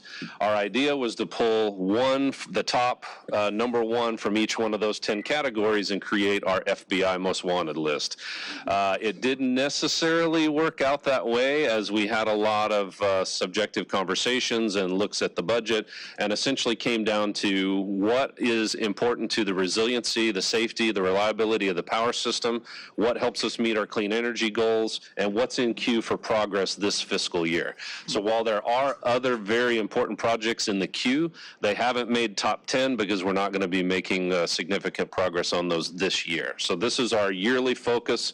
We're going to have a monthly meeting moving forward, and as each one of these projects reach maturity, then they will fall off the list, and then we'll have the next one in the queue, and we're going to use an algorithmic approach to have a prioritization of the power system moving forward. So you'll see this moving forward for every power system slide, every power system presentation that we have in here. So I'll kick it over to Mr. Wilbur, my right-hand man, to take you through each one of the top 10 projects. Okay, and thank you, Dave. And before going through this, something in light of what our CEO and our President KATZ was mentioning, our core values, our number one core value of safety, of employee development, of supplying clean water and power to our citizens, those are involved in every one of these. These are the projects, these are the priorities for the power system, but our core values still remain the same, and they're part of all of this. So we look at number one, scattergrid modernization. This is, to provide firm dispatchable capacity moving forward. We're talking about up to 346 megawatts of firm capacity in a combined cycle hydrogen available burning, up to 30% green hydrogen, right, starting from day one. There's a reason this is number one in our list here. When we look at, and when we had talked about some of the things earlier, when we have problems in our system, and I'll go back to our Saddle Ridge fire, when we had the Saddle Ridge fire that chokes off all of our renewables coming to the city, if it wasn't for having the availability of scattergrid in our in-basin generation to be able to supply power to keep reliable, our system reliable at that point, right? Our heat waves, all of the events that happened were reliant on our in-basin generation to be able to move forward. And our focus is in-basin generation. I mean, that is long-term where we want to be. Exactly, yes. Number two, wildfire mitigation. This is obviously a very big thing, with the fires that happened this year. But in mitigation altogether, right, concentrating on this, we look at what our primary goal in wildfire mitigation, grid hardening, is our bang for the buck, right? That's what's getting things done. That's what's making our system more reliable, is the hardening of the grid. We will continue with an aggressive vegetation management system, continue to trim over 185,000 trees per year. We've increased our vegetation clearance in high fire areas. We've increased our wind loading for all of our poles, our alternative materials for poles in our high fire threat areas. This also involves workforce training and our future strategies. Moving forward, there's a lot of new technology out there, looking into LIDAR, looking into our cameras, our drone programs, right, that are all going to help into our wildfire mitigation. So that also speaks to our category of work, the risk mitigation. So there's an automation process that's out there, SCADA, and it's where we automate the distribution stations for remote operability, and we're prioritizing that construction work in the high wildfire threat areas as part of our wildfire mitigation. So we're probably going to get a substation in the Palisades? Well, we have the two, and now with the 12 kV, we're not going to need the one. So Ms. Tracy Park, Councilwoman Tracy Park, was very excited to hear that we no longer need that property adjacent to the Marquez Elementary School for a distribution station. Our amazing engineering staff was able to come up with a better solution, and it's 12 kV. So, but the stations and Palisades will be upgraded to be able to accommodate the 12 kV. Right. Which brings us to number three, the Pacific Palisades, right? It is a category in itself, and that is upgrading DS29, DS99 to a 12 kV system. It's expanding the capacity of DS66. It's the undergrounding that's being performed there. The backbone of our system going through down Sunset Boulevard, upgrading those things to 12 kV, excuse me. So far, we've installed over 6,600 feet of trench and 26 structures down Sunset Boulevard. Right, we have a design complete for over 20,000 linear feet of underground trench. When we look at the Palisades and why this is so important to us, and this is that clean slate that we're looking at. If we were going to design a new system right out of the box where you had a clean slate, this is what we would do. We would make this a 12 kV system. We would make it an underground system to be the most resilient and reliable system that we could, and that's what we're doing here. And there's a ton of challenges. This is definitely a long-term project moving forward. With the existing system, getting everybody, there's still standing structures there. So we do have to energize. We do have some temp systems in. We do have some overhead systems in. But what we're doing moving forward is really about getting the best system that we can out there while we have that clean slate. I mention this every time we talk about it, only because I know there are a lot of people who won't hear it. We're undergrounding power lines. We are not eliminating poles. And because I think there's a danger that people are going to expect to look outside and have clear vistas and no poles anywhere because we're going underground. So I think it's just important that we always remind people, we're taking power poles down for a reason. putting them underground, but there's still going to be poles there. You won't have your cable TV, you won't have fiber optics, whatever it may be, but there's still going to be poles. They're not ours, but there's still going to be poles. Right, and there's a lot of processes with relinquishing ownership, right, and what we can do and what we're, as far as combining utilities into the underground, right, we're looking at all of these options, right. We're preparing a system that's available to bring everything underground, but there's always going to be areas where it's impractical to do so, right. Going over the rough mountainsides, right, some of our trunk system is going to remain overhead because it is impractical and not cost effective at all to go ahead and underground some of those areas.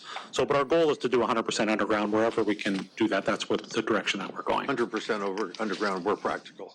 Yeah. So moving forward to our outage management system. So this is number 4, our outage management system.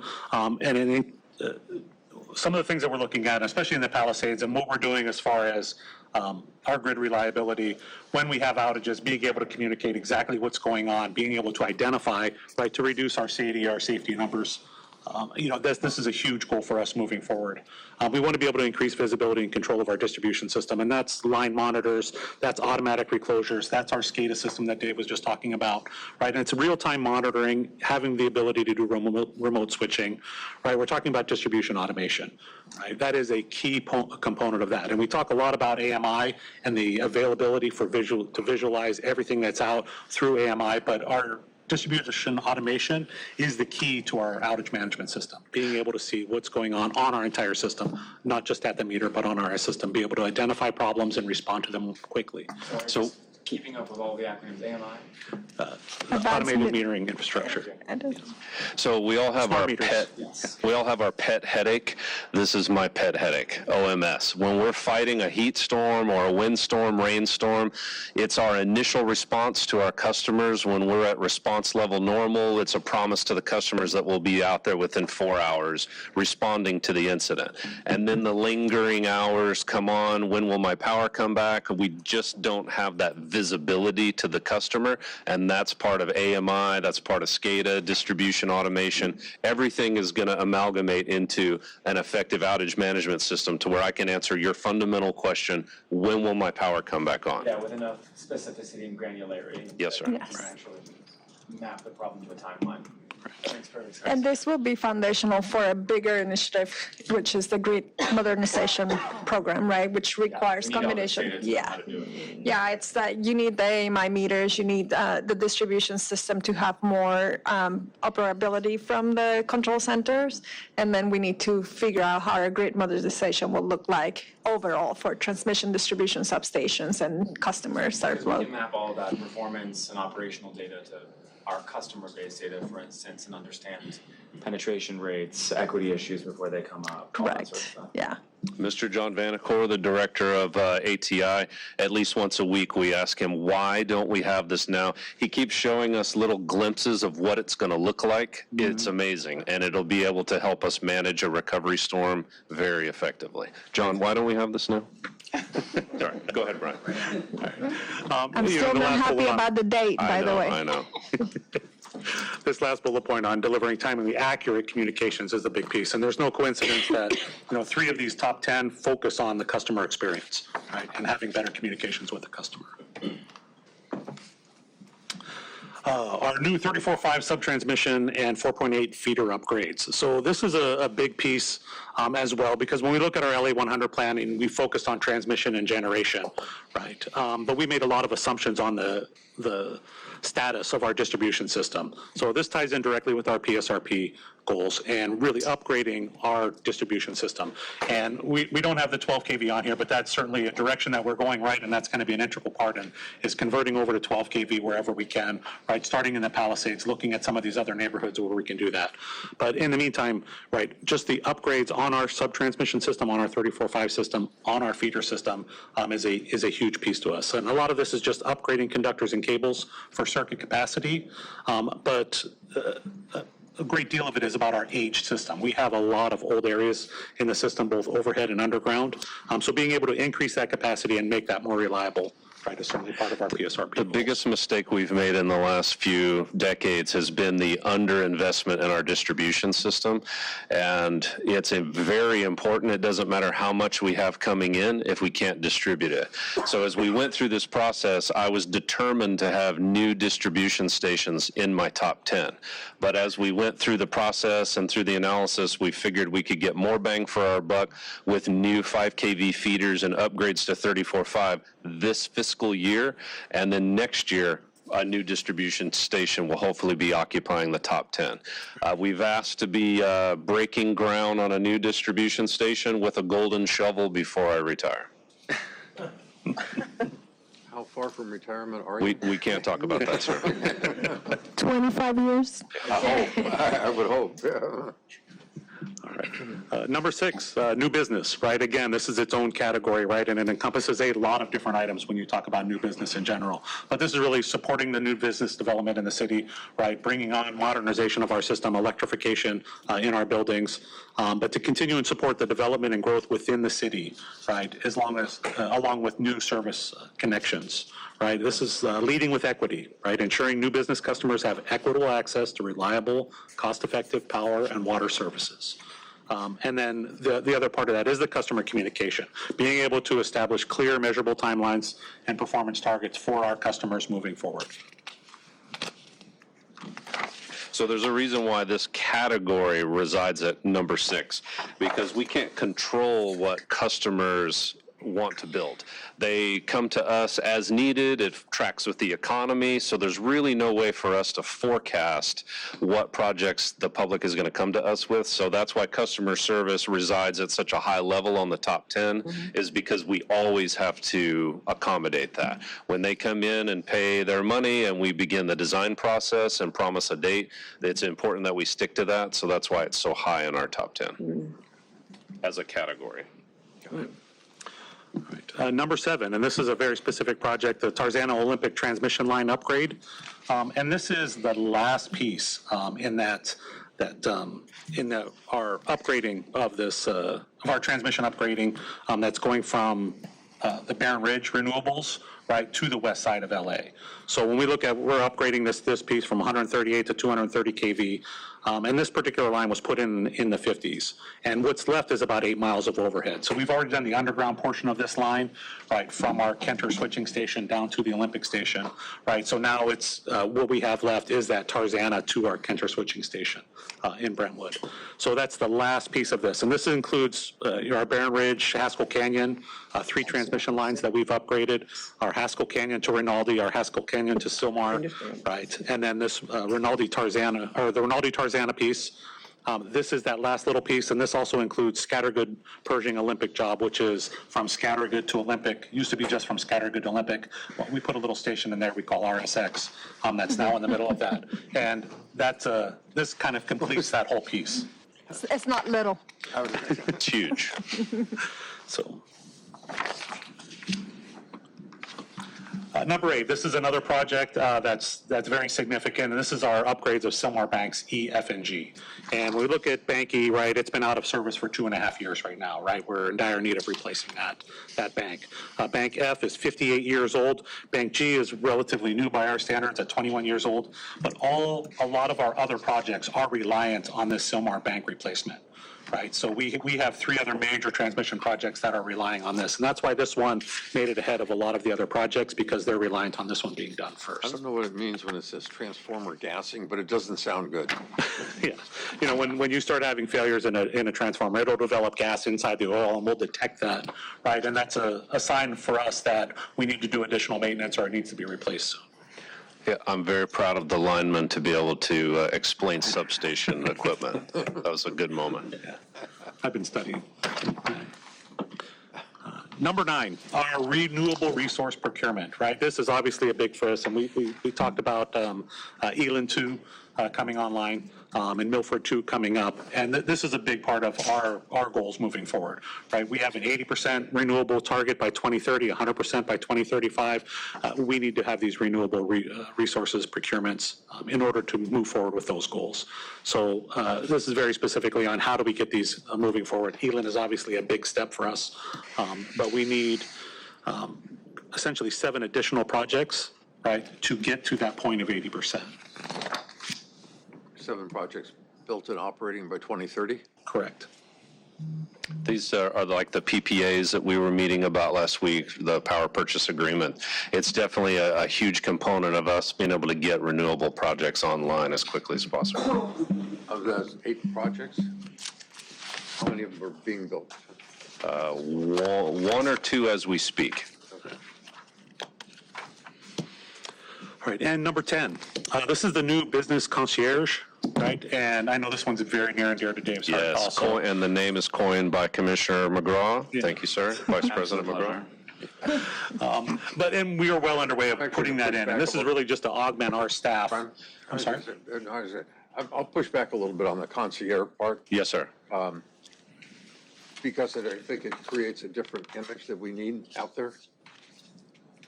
But anyhow, we can talk about that later. Oh, you want to fight it out up here, huh? Can we give you guys a moment? No, All it's right. all right. Let's take it back. All right. Number 10, and this is obviously a big piece for us, right, moving forward. And this is that third one that is a part of our customer relations group about enhancing the customer experience. We look at all of our projects as they go through and people getting handoff. And our system is very easy for us to navigate. It is not so easy for our customers to navigate.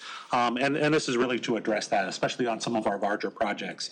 Having one person to be able to go from start to finish, right? And, you know, our process goes through a lot of different people from the start of design through our real estate process, right? They'll deal with some person in real estate, some person in new business, some person in inspections, right? Our pole spotters, by the time it gets to construction, there's a lot of frustration, right? We're looking at kind of alleviating that to the point where we can have one person that they can call. You know, it's kind of like having your brother-in-law, you know, operating the rope at the nicest club in the city, right? You have it in, right? We're going to give you somebody that you can contact from beginning to end for your entire project, so we can have that visibility for the customers. Right? We're looking at onboarding this, right, within the next month. We've put out for 23 positions that we're moving forward with. It's going to form 3 teams in our area, and we're going to have essentially at our new business, right, and then we're also going to have some folks inside the districts to be able to handle the scheduling and get it to the concierge.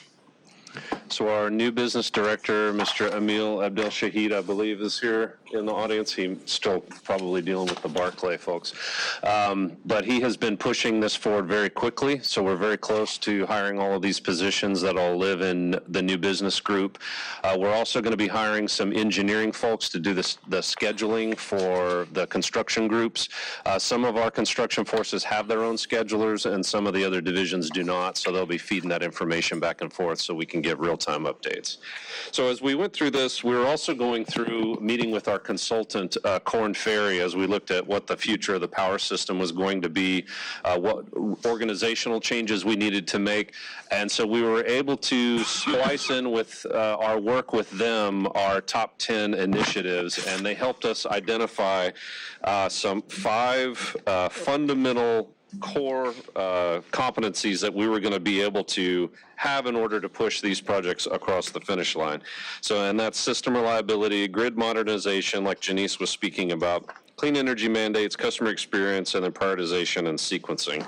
And then again, as Brian said, our foundation remains safety, workforce development, and our operational excellence. So we're here today to present this. We're going to hold ourselves accountable to this. It's going to be a part of everything that we do. We might get T-shirts made. There's talk of tattoos. We'll take any questions that you have. We're very excited to geek out about power system stuff today. No, I appreciate the presentation. Very complete and very interesting. I'd like to get a printout of it, please. Yes, sir. And I think for the commissioners, that would be, we'd love to go through that.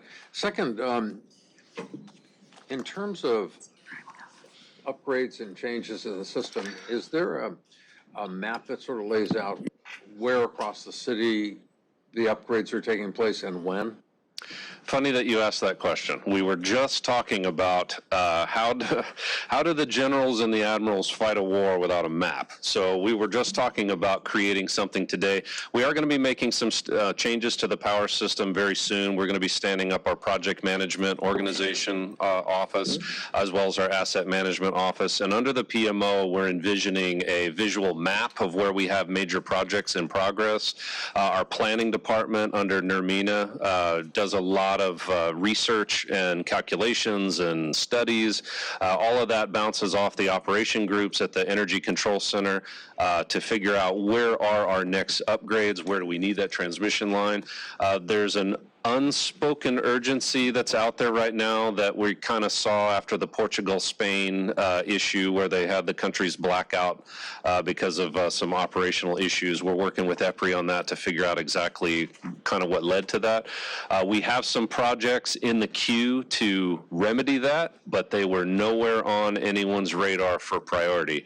We just met about that last week, and it was a very geeky day of calculations and graphs, and it is something that's going to occupy a place on the top 10 very soon. We have to put these devices on our system all over the service territory to be able to account for the changes in what people are connecting to the loads, and just as the power system starts to change as we move forward. So we do have some maps, and planning department pushes all of that. President KATZ, the other thing I would add is we have been evolving our GIS capabilities across the organization. You saw it during this water outage where IT team was able to put the maps together on the impacted area. So the whole department is moving to a GIS enterprise solution for mapping and understanding how it all comes together. And then the next thing we're working on since I started here is a major projects conversation with the leadership team to ensure that our major projects are on track to be executed based on the plan, on cost, schedule, and risk. And so a lot of that is on the works right now.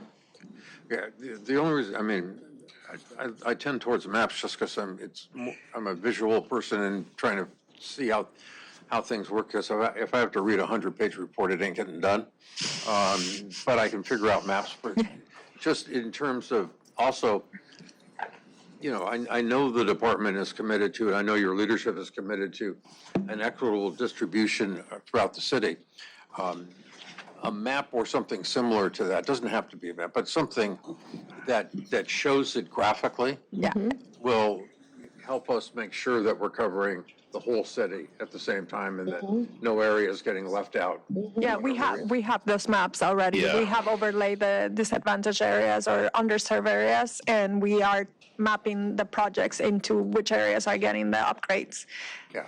Okay, great, because I could take a guess on what areas, you know, have older equipment and need newer stuff, and, you know, and it's also not the areas where economic development is taking place. We're not upgrading in that area for business reasons all the time, so. Well, I think that speaks to the need for this prioritization, because it's the fun thing to constantly focus on capital work, and that's been our focus for 20, 30 years, and we have to focus on O&M. And when you start talking about operation and maintenance and maintaining our assets and inspections and corrections, whether it be poles or substations, that's service territory-wide. So capital is important, but we cannot forget about what Ezra Scattergood built 100 years ago. It's our responsibility to maintain. He wouldn't be happy with that. He probably would not be very happy. We don't have to worry about getting a call from him anytime soon. No. I hope so, Yeah, yeah. That's when I was like, okay, I can deal with emergency management, but that one, I don't know. President KATZ? Yes. May I ask a question? Of course. Great, thank you. So in the power system priorities, the identification of the top 10 is really helpful for understanding, you know, where the focus of many of the utility departments are going to be over the course of the next year, although it's not solely on those projects, right? You know, as from a ratepayer's perspective, we're looking at obviously the trajectory of the system and the costs of managing the system and making these upgrades as going up over time. And when you look at what LA 100, you know, forecasts and a lot of the conversations that are happening with public presentations, they're talking about prolonged increases, which when you put them all together may be not manageable by many people of the system in Los Angeles if you don't embed in other opportunities to control costs and to find opportunities for people to really kind of take advantage of their energy consumption and how they're thinking about and managing their load. One of the challenges, of course, you get when you look at these really big programs over long periods of time, you see a bogey out in 20 years, which looks very unmanageable, but that in that are a series of decisions over 3, 5, 7, 10 years, at the year-over-year basis that ladder up to those big numbers. And while you have your year-over-year priority here, what we have been unable to find is what does the investment plan look like on the next 3 to 5 years, for example, for the power system. We've talked with folks in the utility, and you can see many other regulated utilities would be required to develop and submit a 3-year investment plan, and then have that sort of layered into the rate design that follows from that, what gets approved, for example, by the Public Utilities Commission. And while the monthly variance reports and the FSO reports, they talk about projects from a project by project basis, they don't put it together in terms of how all this ladders up to what's happening in the next 3 years, and what are rates going to be in 3 years associated with these top 10 and maybe next year's top 10 and top 10 thereafter. So the question is there, as part of the PMO process that you're talking about, where you're starting to manage all these projects, as part of the rethinking of capital and O&M, is part of that going to be really more transparency around what's in the queue over the next 3 to 5 years on grid mod, distribution system upgrades, outage management, AMI, renewables procurement, such that we can look to where rates are going and how these kind of come together outside of the context of where we necessarily need to be in 20 years, kind of looking at what's right in front of us?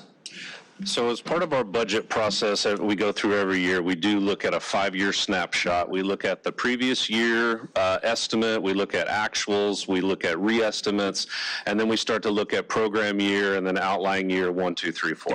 So we do maintain that 5-year, but without an overarching prioritization. It's kind of been islanded division by division of what was important to that division. It never seemed to be directed holistically from the power system, so it eventually, you end up meeting with each one of your 13 divisions and have everybody come to the table with what's important to them, what's their priority, what's their sequencing, what's the staffing, and we do very good due diligence, but it's islanded due diligence. So what we're going to do this year, as we have this prioritization, is we're going to be looking overall, what are going to be the deltas for each one of the projects, each one of the divisions, as we start to look at what's going to be your staffing, and we'll make sure that what we're actually performing, the work that we're performing, matches what we've budgeted and matches what we've prioritized. I can tell you right now that is not the case. We are not performing work that has met prioritization, and it's probably not what we budgeted.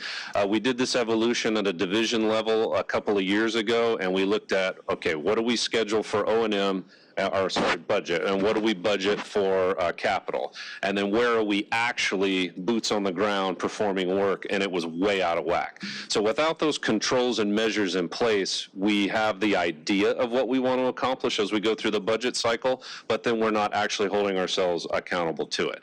So I think another thing that we do also is we look at the total bottom dollar of what it is. If we say we're going to completely electrify LA and we're going to go 100% carbon free, it's going to cost $100 million million or $100 billion or whatever the crazy number is that we're saying.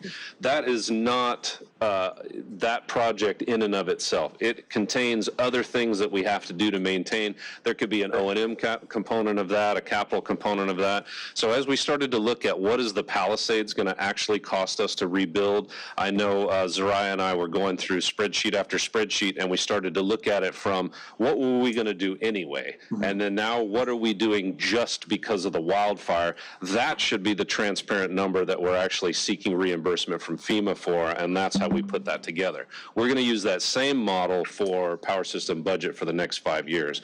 I'm anticipating our 5-year budget will be fairly accurate, and then I'll have to reach out to my buddy Ann to talk about rates, but that was something very specific that we looked at for Palisades that we'll be modeling. We like 10-year plans, but it gets a little iffy in year 6 and on, so I'm fairly confident this year's budget cycle will be accurate for the next 5 years. Thank you, and I would suggest that in our examination of the investment numbers and forecasts that were presented in the budget cycle for this year and that were used as the foundation for the authorization request for the 6.8 or 6.9 billion in bond authority, that there was not the level of visibility into the projects and the priorities that laddered up to those numbers, and that you might get out of a multi-year investment plan process, like I think what you're talking about. And so I think that, going forward, to the extent that you're looking at this 5-year time horizon and sequencing it with there, it's more helpful to have those numbers because, we can talk about LA 100 and the big picture cost, but as you're saying, it's inclusive of a lot of costs like grid mod upgrades that need to happen.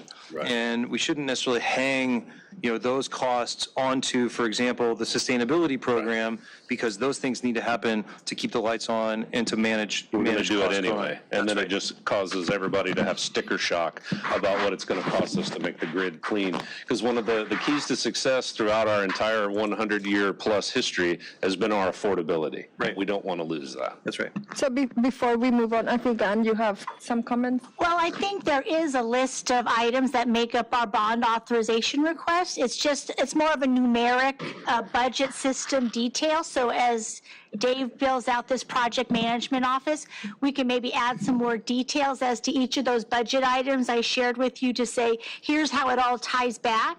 So hopefully that can be helpful. So Tim, I'll welcome the opportunity to work with you on this. There's a couple of things that have been missing in the department that we're working on creating that are foundational to a 5-year integrated plan. One is a holistic strategic plan for the department.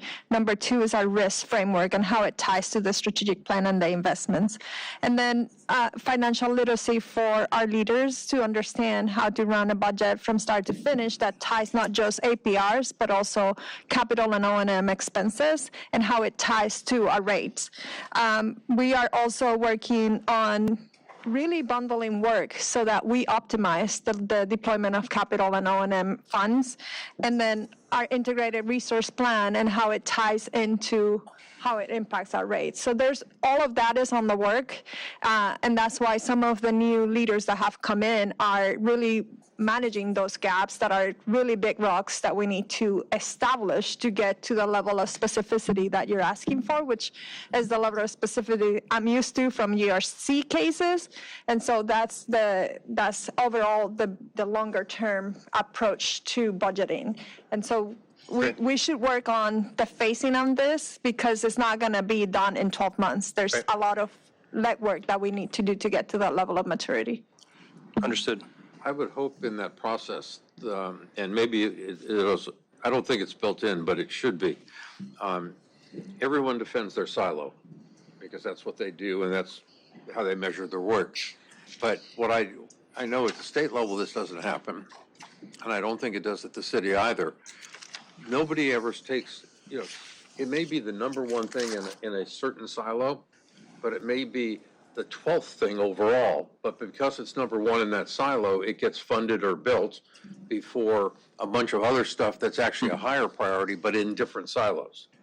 And if we're going to make limited dollars go farther, we really got to figure out a way to break through the turf of the silos and fund what's critical first.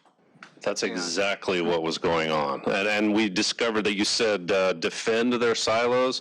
There were no more emotional meetings than when we kicked off this prioritization. It was a fight every time. That's why it took us a year, throw in a couple of emergencies in there as well. And you're exactly right. Just because somebody train their group on how to design properly and procure and do a fantastic job of getting their project shovel ready, it just doesn't meet top 10, but we were mobilizing on it. And then what happens is we mobilize out to Barron Ridge, we got to cut and come back to RSX, and now it's the same crews going back and forth. We're wasting money. So, And this is true for all systems. This is not just power, right? And so we also have in the joint system to prioritize the investments that we have to do in facilities, fleet, other things that are supportive of the functions, and then water as well. So it's and you get then on to add another layer on top of that for the color of money. Right. Because if, one silo gets money and, it could have all the bad not as good projects in it, but they got money for whatever reason, and the other silos have it, then you lose in that. you lose your enablers, right? Like if you don't fund IT, you're handicapping the functions because there's technology that helps them do the work more effectively. Well, Tim was talking about, all the hours that are going into audits and looking at, is that the best use of all of that time? Correct. Versus, Ann not wanting to spend money because Ann's very cautious about our money, the ratepayer money, but maybe you need to in order to get, to break through some of those log jams.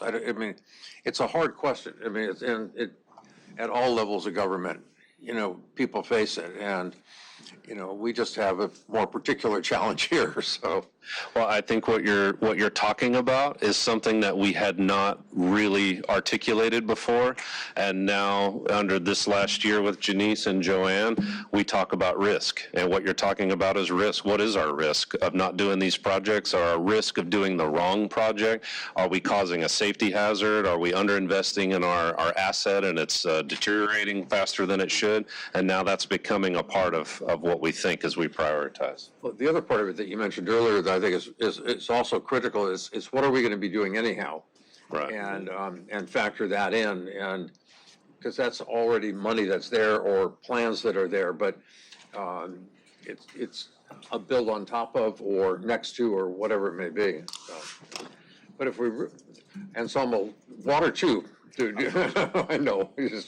No, but if we really want to get down to fire mitigation or avoidance, maybe we shouldn't be building on every corner and every hilltop and every canyon just because it has a nice view in it. Right. And let the city council deal with that. But but that's really in LA, if you want to protect. Yeah. We shouldn't be building in some of these areas because those are also the hardest areas to get water and power to. That's right. Good point. Anyhow, so much for my soapbox for the day. I don't even know where we are now. No, thank you, David. That was great. Yes, thank you. Thank you, Brian. Thanks, Appreciate Brian. it, man. No, important stuff. And thanks to the planning team, Ashcon, Nermina, and everybody for helping us put this prioritization together. And thanks, Keith, for bringing Ezra Scattergood to the meeting.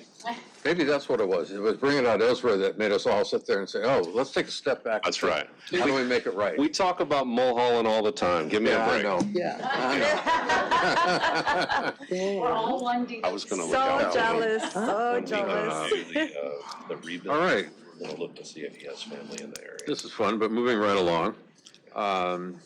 Should be easy to find. H2. Handsome dude. Is this the one where I'm out? Yeah, H2 is, That was just taken care of. oh, that's right. H2 is a report. We just did that. No, we haven't come back to where you have to leave yet.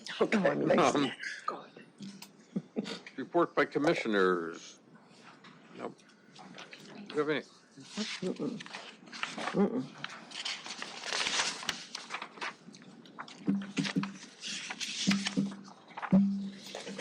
Here's the N2.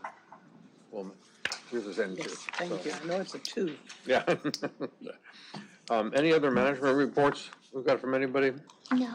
Who feels left out or they didn't get to participate today? Okay, moving along. Which is the Minutes. Where's David? Not yet, soon. Whoever said minutes. Filed items. Any other commissioners' reports on committee activities? Nope. None from me. Now minutes. A motion and a second on the last meeting's minutes. Motion to approve the minutes of the July 8th meeting? Second. Thank you. All members present as aye votes. That passes.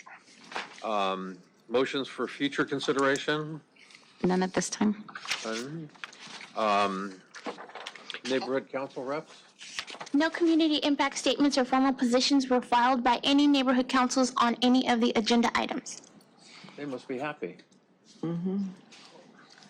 Items okay. Richard, I don't know where it fell.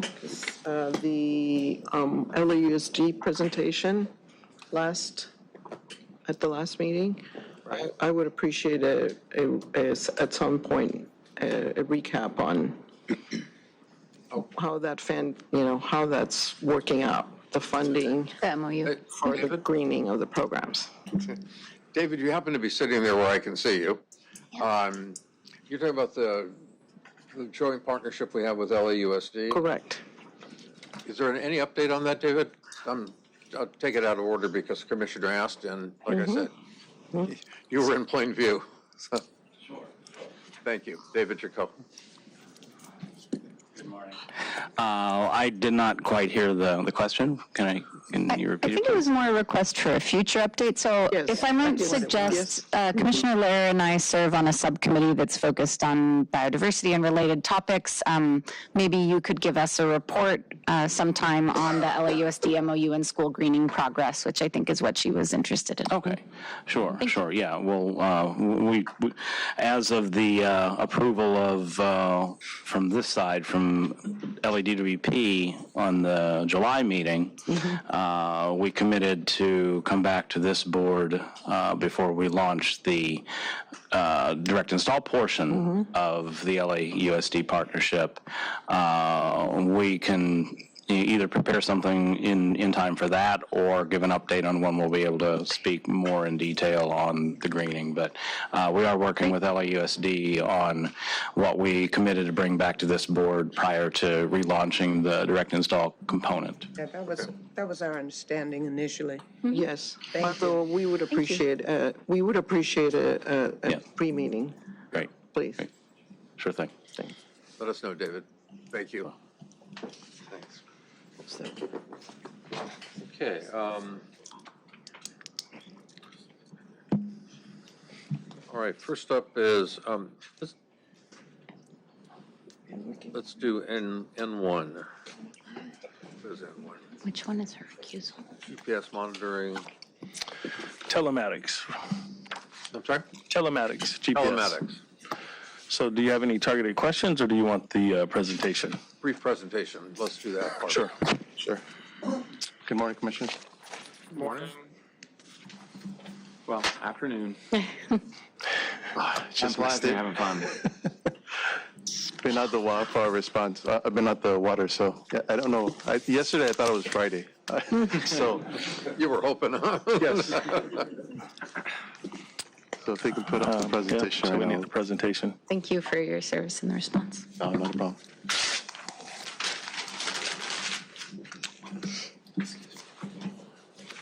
While it's coming up, I can speak in general terms what that particular item is so we don't currently have GPS and telematics. Telematics is the data that comes out of our vehicles, equipment, all our stationery in our department. So what we've been soliciting for in this particular contract is to bring a unified system. In the department, we've had a fragmented system where power system had one, customer service had another, and fleet service had none. So this contract and what it went out for was to put that system in place. And really, initially, it's going to be rolling out. And what we need it for is for regulatory compliance. A lot of that labor has to be done currently manually. Right. So by tracking that, we would save numbers, a lot of hours that our staff can be better directed at doing inspections, PMs, and things that they need to do. So I don't have the presentation, so I'll just go off the top of my head and what we're asking for. Oh, that's fine. No, I was just curious. When we were looking this over before, so this helps in terms of time management, and also in terms of what folks are prioritizing. So for the fleet perspective, what we're going to do is really to look at the emissions and what's coming out of the vehicles, right, for that. But then there's an addition to utilization.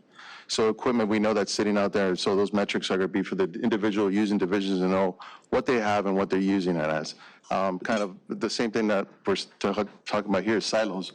Nobody wants to give up what they have, right? So these metrics will be able to tell us that we have a lot more equipment that isn't being used and we can reprioritize rather than buying it. And then a big component of a lot of what we're doing, electrification, we don't know how much kilowatt hours a particular vehicle is using and the things that they're doing because it's going into a charger that is not in our system, so this way we'll get that data back. So that's This is applicable across other divisions as well, so. This will be entire for the whole department. This will be a unified enterprise system, so this will put everything across. So to put it in context, the initial is for what we're using it for, but we can put this on like water pumps that they have out in the field. We can in live and in person know what that engine's doing, when it's going to overheat. We know about it before it happens, right? Those kind of metrics. And people who are lone drivers driving off pavement and going off on remote sites, we know where they left. We know the last place they were at. We can track them. Communication may not be there, but we have a place where to start. You get data. Correct. So a lot of that, that's what the system will bring in. And the data, once you start amassing it, there's a lot more that we can do with it, right? But the initial stages are rolled out that way. And hopefully, it'll be a couple-year process before we get it done across the entire system. But you got to start somewhere. Absolutely. I mean, it's only been out for about 20 years, so we're almost there. We hit that 25-year mark is when we start rolling into something. Right. So yes. I appreciate it. Thank you. Okay. Thank you. Anybody else? No. Okay. Thank you. Let's see. We'll let you sit here for a minute. No, we don't have to do it right now. Or do we?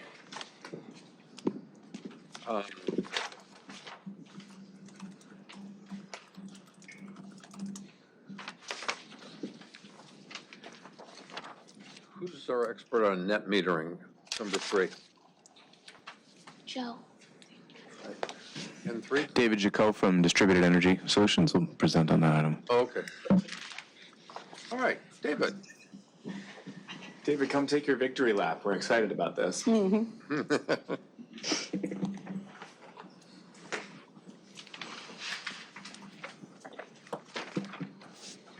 And Michael Buck. Michael? Yes, good morning. Good afternoon.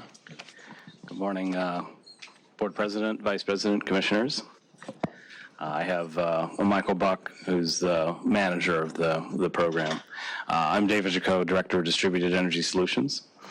And very briefly, we're presenting on a few modifications we'd like to make to the virtual net energy metering pilot program, make it more customer friendly, specifically for our camera customers. This is the Comprehensive Affordable Multifamily Retrofit Program. We have a detailed management update report for that, originally scheduled for today, but it has been moved to August 26th, so you'll see that in 2 weeks. Okay. But Michael's going to give most of this presentation. Okay, good afternoon again, Commissioners. My name is Michael Buck. I'm with Department's Distributed Energy Resource Programs team, and I'm happy to talk to you about our virtual net energy metering program modifications that we seek to make. And I'll jump right into our agenda. First, I'd like to speak briefly about the VNEM program in general. We'll talk about some of our goals. We'll also mention some of the background for our camera and how it relates to VNEM. And then we'll talk about our proposed modifications for the VNEM program and how they will make the VNEM project more attractive to our customers. Okay, the VNEM pilot program essentially allows owners and developers to install solar projects on multifamily, multi-metered buildings. And they'll sell all of the energy that's produced in those projects to LADWP and allocate a portion of those proceeds, those sales proceeds, to the tenants of the building. The program has several goals you see here. We contribute to the Renewable Portfolio Standards targets. We also enable geographic diversity for these renewable projects. We expand the access to solar and the benefits of solar to our different communities, and we support this, the LA Green New Deal.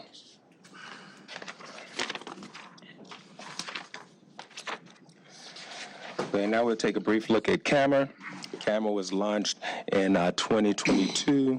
It provides financial and technical assistance to low-income multifamily property owners to decarbonize and reduce greenhouse gas emissions. The program also incentivizes solar installations through VNEM. It's designed to do so with a one-time incentive when the projects are energized. Okay, the tables here show the CAMER incentives for solar projects that participate in VNEM. The CAMER incentive increases with projects when projects are unable to take advantage of tax credits, specifically the investment tax credits and the low-income housing tax credit. The incentives range generally from $2.30 to $4.70 per watt. And the incentives are reduced for projects that are larger than 100 kilowatts, as they are able to take advantage of economies of scale. What kind of participation are you getting? We currently have a 5 project maximum for the VNEM program. Currently, we have 4 projects in the queue and another 3 projects that we received applications for. So if we don't get the proposed changes, we actually would have to turn down some projects. So with the proposed changes, you can expand the pilot program from 5 to incorporate all 8 if they qualify. Yes. Yes, so with the proposed changes, we could have as many projects as we need up to the 5 megawatt limit, capacity limit. And the 5 limit was set by what? By I'm sorry, I didn't hear that. why the limit at 5? That was the limit that we decided on when we initially created the project in 21, excuse me. That is was capacity that we took from FIT to expand into this program. So the capacity was taken from FIT at the time. That's what made sense to move at the time. Yeah, this is still a pilot at this point. Yes. That's my point. Since it's a pilot, when are you going to know when it's successful yourself? I mean, what's the timeline on it? Right now, again, we have the 4 projects. When we start to see those projects go online, when they're commercially available, we could see how the process is run, and we could make a decision if this is something we want to continue, want to expand, or something we want to let go. The issue has been that we have 2 constraints on VNEM, and then prior to the CAMER conversation. One was the overall 5 megawatt cap, because we moved it over from FIT. The other is the number of projects, and that was also 5. We're getting the projects that have applied have been very small, so we're running into the cap on projects far before we're going anywhere near the cap on capacity. So basically, we carved a little bit of the feed-in tariff capacity out, and we're using it to pilot this to see if this can augment our feed-in tariff program. Right. What's the overall kilowatts on the or megawatts on the FIT program?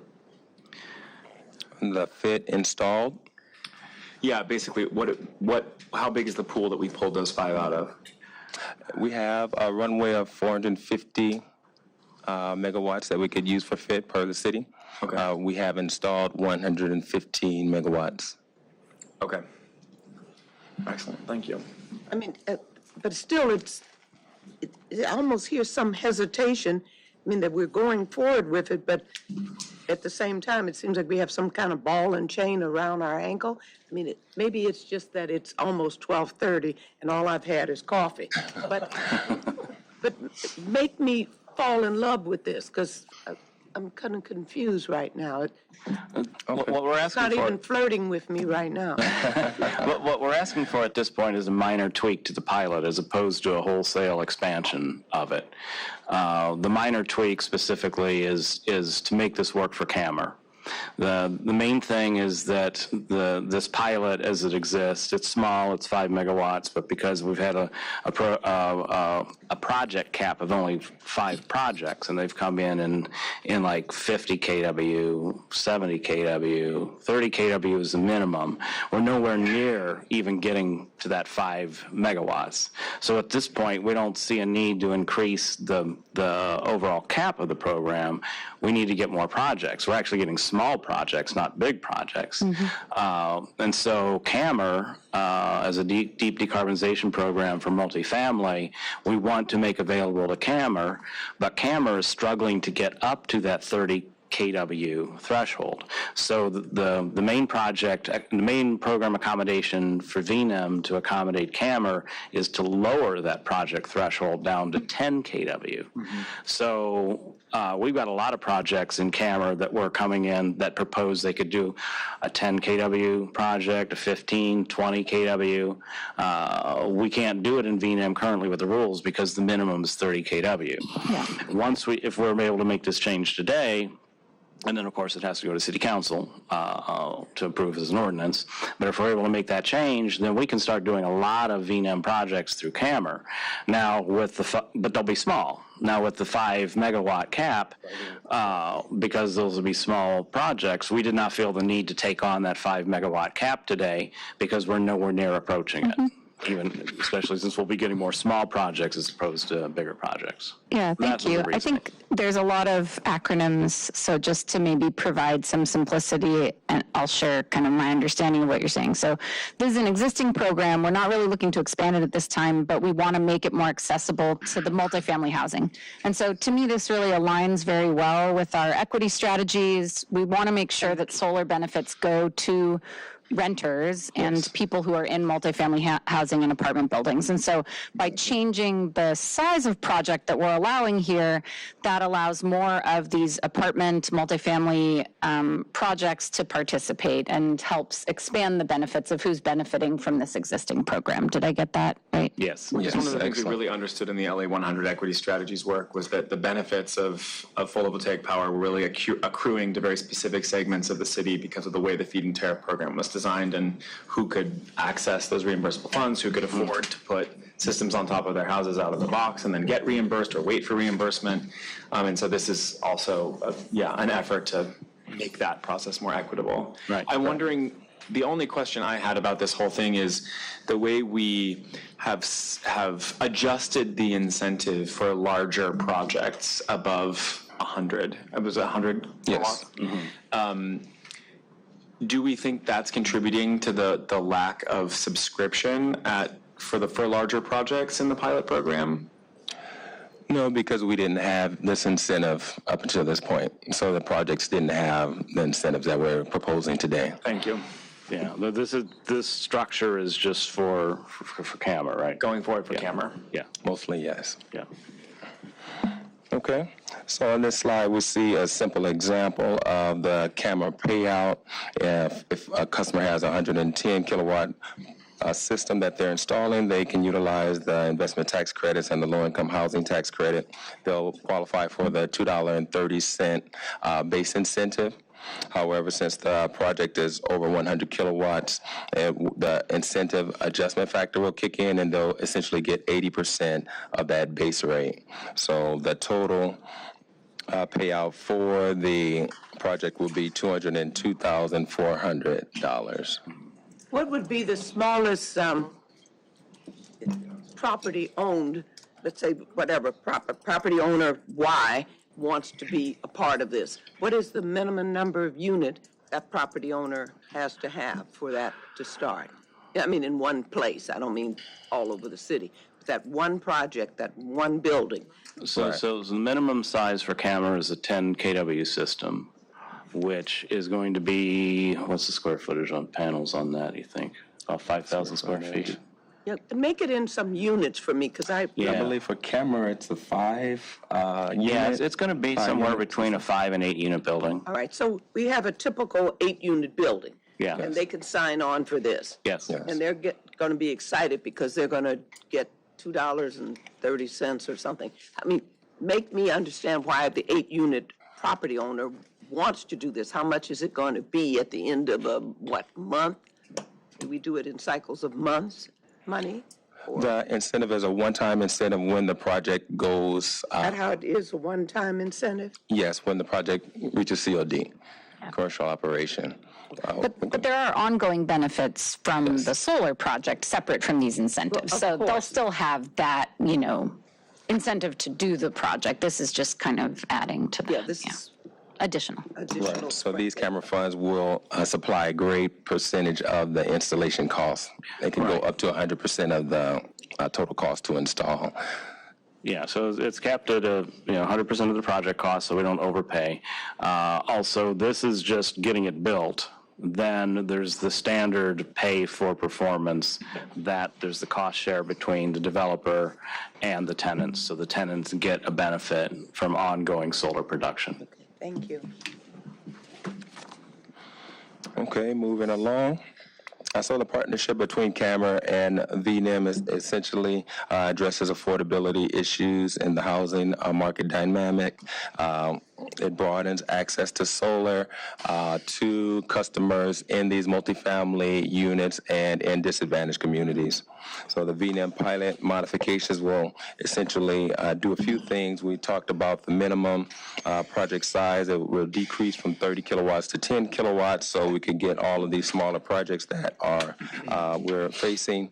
The fees associated with VNEM applications will essentially become available for camera reimbursements, and it'll allow us to get in all of the projects to help us reach that 5 megawatt maximum for this program. Yeah, that's second point I want to stress on that. So we weren't able to, we wanted to waive the standard VNEM fees for camera projects, and that turned out to not be legally feasible. So what we did instead was decide that we can just simply classify the DWP fees and costs of the study and those things as project costs.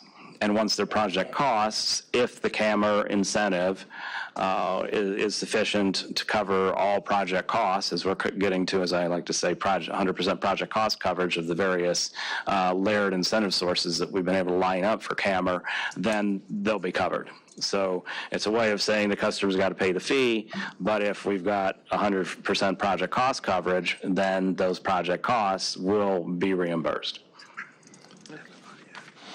Okay. And lastly, a part of this VNEM modifications, they also introduce a clean energy adder contribution incentive. So for projects that are not a part of a CAMER, they could still, but they're in disadvantaged communities, they could still get an incentive, a $1 per watt incentive through CEA contributions. And the maximum... The clean energy adder. Clean energy adder. Yeah, contributions, sorry. Yes. No, yes. Perhaps my reading was out of sync with your oral. Now I got them both lined up. I got it. Thank you. Okay, Thank you very much for that indulgence. President KATZ, has there been any indication of interest in the market for participating in the program after these amendments come forward? Yes, we've gotten a lot of interest, customers, developers coming to us, talking to us about the programs. I think we may even be getting some developers waiting to see this go through. And on the camera side, we've got a lot of interest, and we've had some projects that are holding off pending being able to include a VNEM element to their projects. Oh, well, that's exciting. And is the math work out such that these projects would be getting 100% of the total purchase and installation costs as you've articulated? I'm not exactly sure on the specific project level. We can provide more detail on that in the camera update presentation we plan to give that's been moved to the 26th. But I can say that we've been finding with the projects that have made it into construction in Cameron, there's over 20 of them now, that 18 or 19 of them have gotten, are calculating out to be ready to receive incentives beyond 100% of project costs, so we have to cap them. But what that means is there's buffers. So if we include VNEM and it doesn't get to 100% from the VNEM incentive, there's buffer in terms of LEHRER incentives that can probably cover some, if not all, of that gap. But it's case by case. Great. I'd just like to add that, from a ratepayer's perspective, VNEM at its the pilot, even at the full subscription, is unlikely to make an appreciable difference in access to renewable energy in multifamily housing, right? So 5 megawatts, we're talking about, 4 project applications, not even project, approvals at this point, such that the project economics really don't pencil out, for VNEM, and maybe they will if we're giving away more of the cost of these projects to smaller and smaller projects. But if we're looking at solving the equity issue, like this is unlikely to make a market difference in affordable access to clean energy for multifamily and apartments. But that doesn't mean it's not worth doing, right? I think the bigger question is, when you look at VNEM in the context of the larger net energy metering challenge we have here, are we doing enough to think through the economics of net energy metering in total to be able to provide more access to these communities? And I would suggest we're probably not. In that if you're spending this kind of time, energy, capital to go before the board to rethink a pilot project, which has been 6 years, I believe, in duration at this point. 2019 is when VNEM, where we've gotten 0 megawatts thus far delivered and only 4 applications. We've got a bigger challenge, in front of us, and there's probably a lot of staff time, energy, effort to put together this presentation, to do all this work for what may be 5 megawatts at some point in the future, if we're able to fully pay for some of these projects, which doesn't seem like a great benefit for ratepayers from just an efficiency perspective. We wouldn't, as a ratepayer advocate, necessarily weigh in on something that didn't cost too much, but if it set a precedent of spending this amount of time on something so low of impact, that's not in the ratepayer's best interest. And when we look at what NEM is, broadly, if you think about how much the value of avoided energy is, of avoided costs versus the cost of the program, it's likely that the cost of the NEM program is greater than the savings that it's bringing in, such that there is potentially a subsidy, that's happening. We've seen this on the statewide level, where there's been a lot of examination about total subsidies and what it's doing to people's bills because of net energy metering. And we would think that back of the envelope analysis is that there's an issue of that happening here at the utility, potentially, between 143 and $320 million a year of subsidies that may be occurring because of our net energy metering program, where the costs exceed, the avoided costs. And so that tells me that maybe we need to be rethinking how we're looking at NEM more broadly, and how we can, maybe layer on some additional mechanisms to maybe match the benefits and the costs more appropriately, while we're also trying to get at some of the issues we're addressing here, but that we're only trying to solve through some small tweaks to a program that thus far has been woefully underperforming. Other than that, Wow.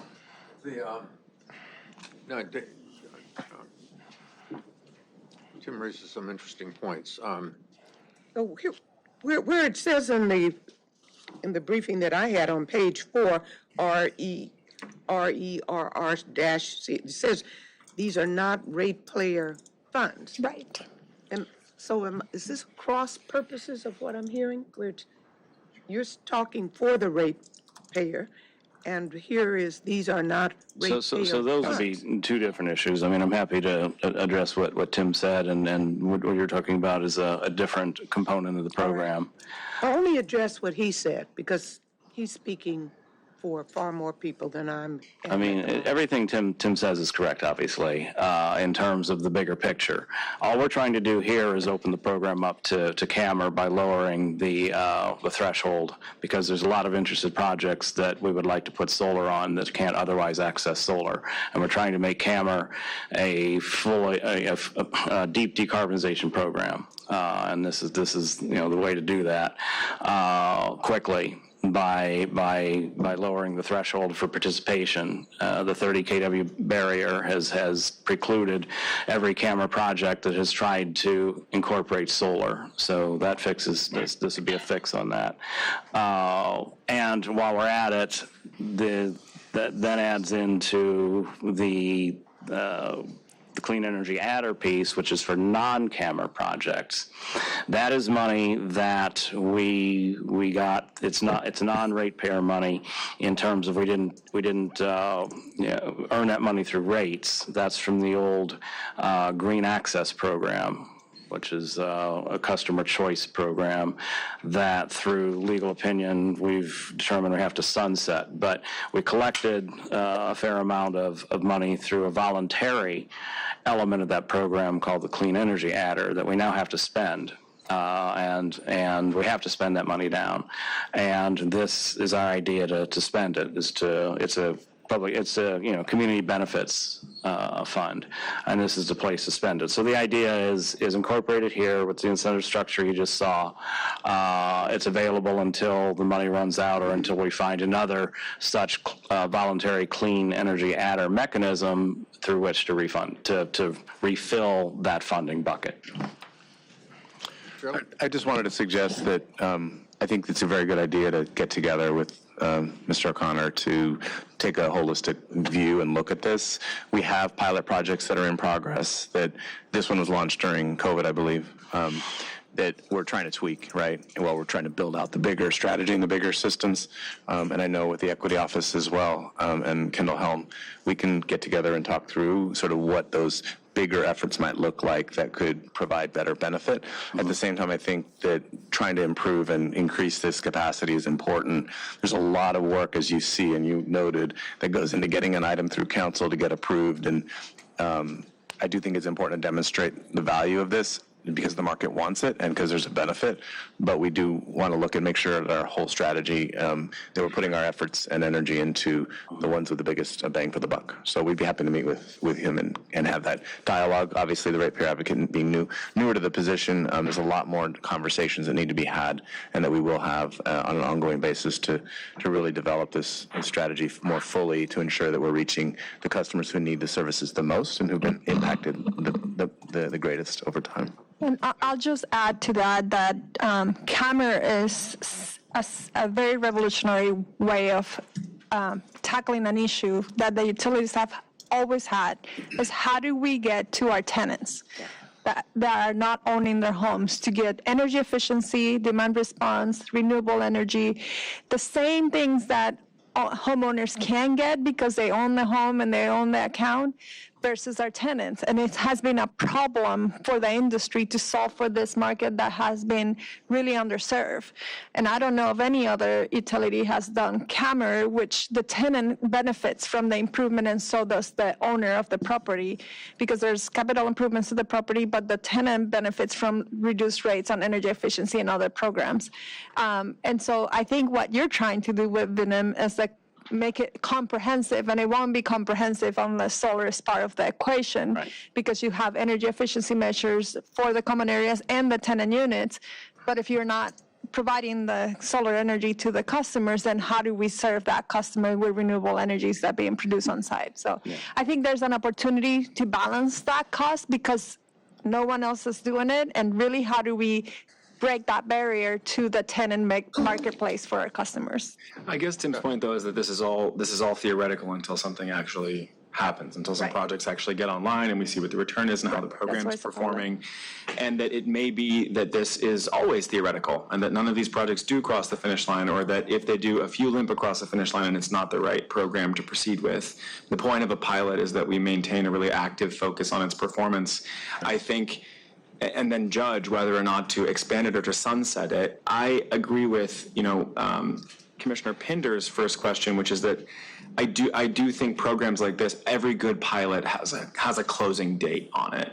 Really understanding if it doesn't deliver value by this date, we have a really critical conversation of whether, assuming it's going to close, we have a critical conversation as to whether or not to extend it. And the presumption is that it's going to close. And I think for a program that's existed for this long, that has yet to return result, but that has some very promising sort of structural benefit to it, having a date at which that conversation will happen, and then considering whether or not this program could be augmented by other programs in a portfolio of options or portfolio of experiments that could move us, further along this track at an expedited speed would be really important. So it would be really great to hear from you all at that future presentation in August, assuming we, approve this today, which I'm very much in favor of, how much time you'll need to make that assessment and give us a date by which we can kind of hold ourselves accountable to understanding how this pilot's performing so that we can make some critical decisions about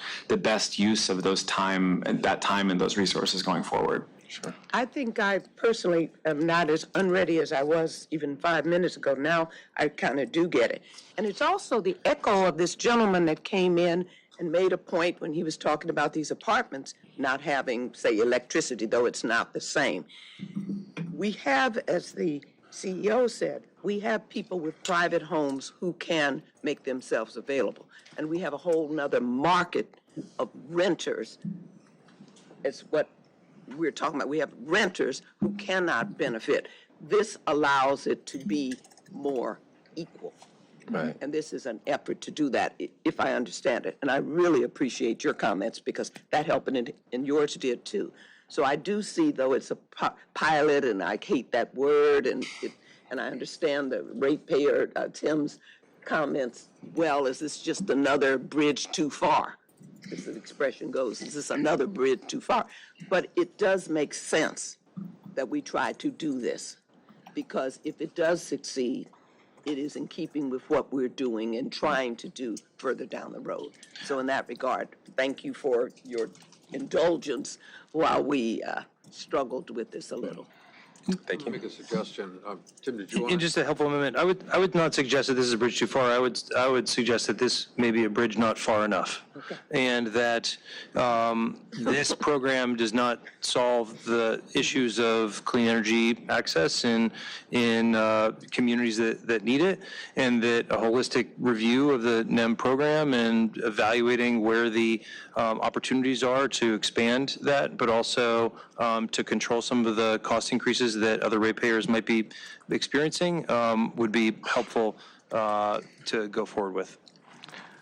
I would just offer up that I think comprehensive NEM reform is absolutely essential. I also think that's a pretty big step, and it's going to take some time. Yeah. I think this is something we can do in the here and now that CAMR desperately needs to become a full-service, full deep decarbonization program incorporating energy efficiency, electrification, demand response, electric vehicles, and on-site solar generation with benefits directly to the customers. So that's my pitch. Let me make a suggestion. I think we'll go ahead and move this today and ask that David, you and your shop, and Tim and the ratepayer advocate get together and have that conversation that Joe was talking about, and see what we can do to come up with a more robust program that meets needs that we know need to be met.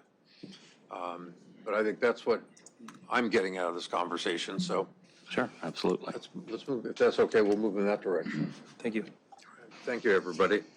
We have 2 items left for those of you that are Counting. flashing. Did you want to do you want to take care of that one? I can move to approve it. Not yet. No, we'll do them yet. all at once. Okay. Number 6 is up, which is the Tribal Liaison Services. Yeah, Thank you, David.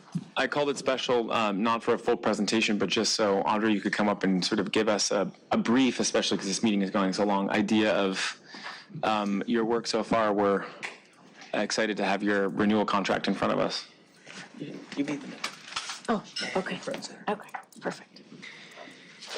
It'd be especially helpful if you could introduce yourself, obviously, and sort of tell us the highlights of your work here so far in the department, what you've found, to be true across the department, what you've been able to accomplish, and what you're excited to accomplish in the coming contract. Okay. Guatsi Hopa. My name is Audra Wise. I am from Laguna Pueblo and Zia Pueblo in New Mexico. I've been proud to call Los Angeles my home for more than 30 years. And when I stepped into this role a year ago as a tribal liaison, I made a commitment to show up in person and consistently with an open mind. And that meant driving to Owens Valley 4 to 5 hours at a time. And I've been there 1 to 3 times a month. Oh. Yeah. It's a beautiful drive.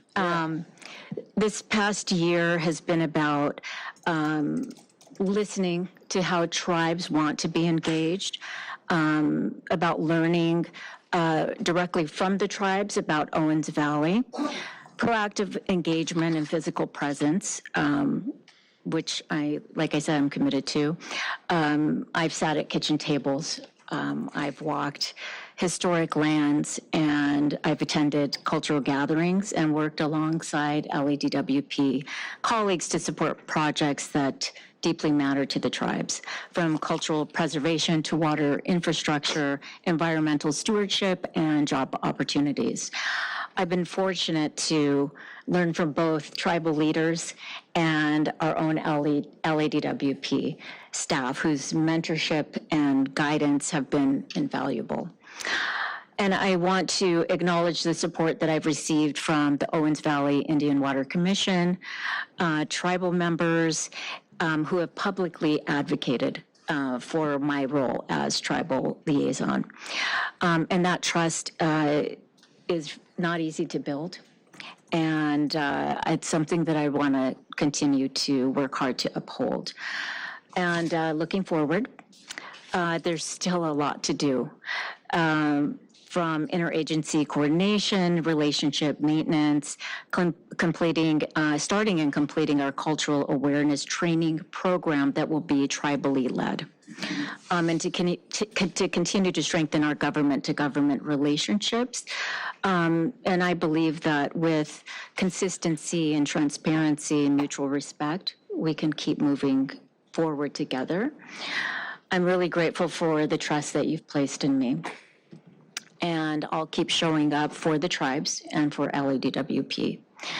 I don't take this responsibility lightly, and I'll continue working to honor both the voices of the tribes and the mission of LEDWP. And again, if we keep listening to each other, respecting one another, and working side by side, there's nothing that we can't accomplish. Thank you. Thank you. Thank you. Appreciate your comments. George mentioned that you guys have been meeting monthly, which I think is great and important. And that, are you providing monthly reports to George? Could you do that to the whole, just send your report to the whole commission? Okay. On a monthly basis? I just completed my last 6 months. I did a 6 month before that. And I also did a year in review for you. That'd be great. Great. Okay. Yeah, so the 6 month report would be great, and the review, that would be great. And on a going forward basis, let's keep doing that, so. Okay. Yeah, and Paul Habib, Paul Habib, Director of Legislative and Government Affairs. Those reports come directly to me, and I will make sure that on a monthly basis you'll get the monthly report. We have just completed the 6 month forward as well to the entire commission, and not just our tribal engagement committee, who's been phenomenal, by the way, to work with. But we'll make sure that the whole commission gets that on a regular basis.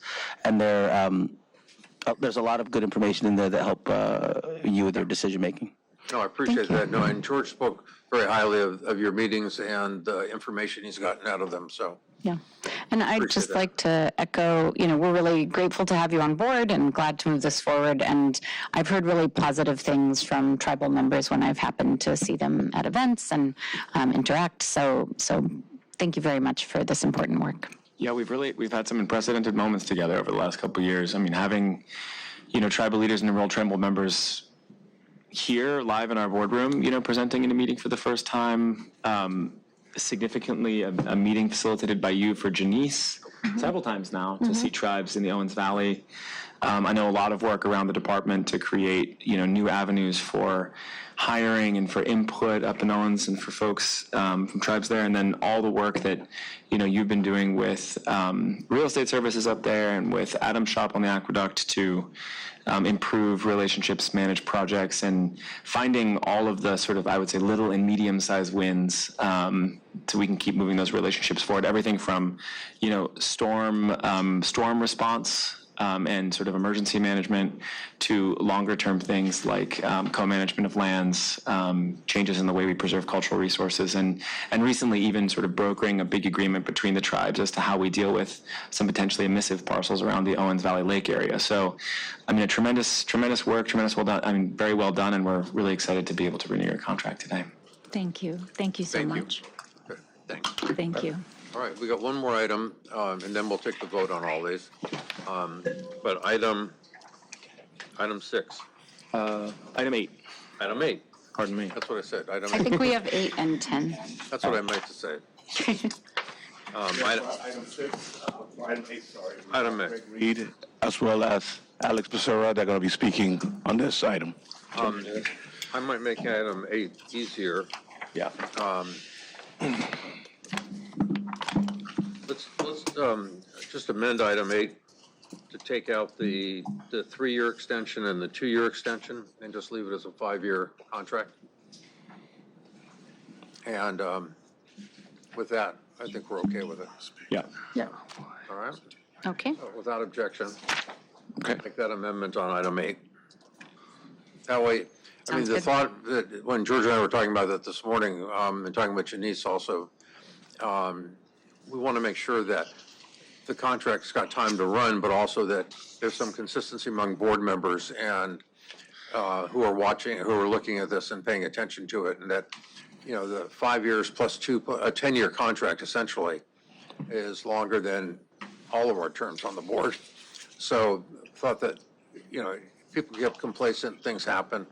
It's better to have that coming back to us. So that's why we moved to eliminate the 2 extensions on it.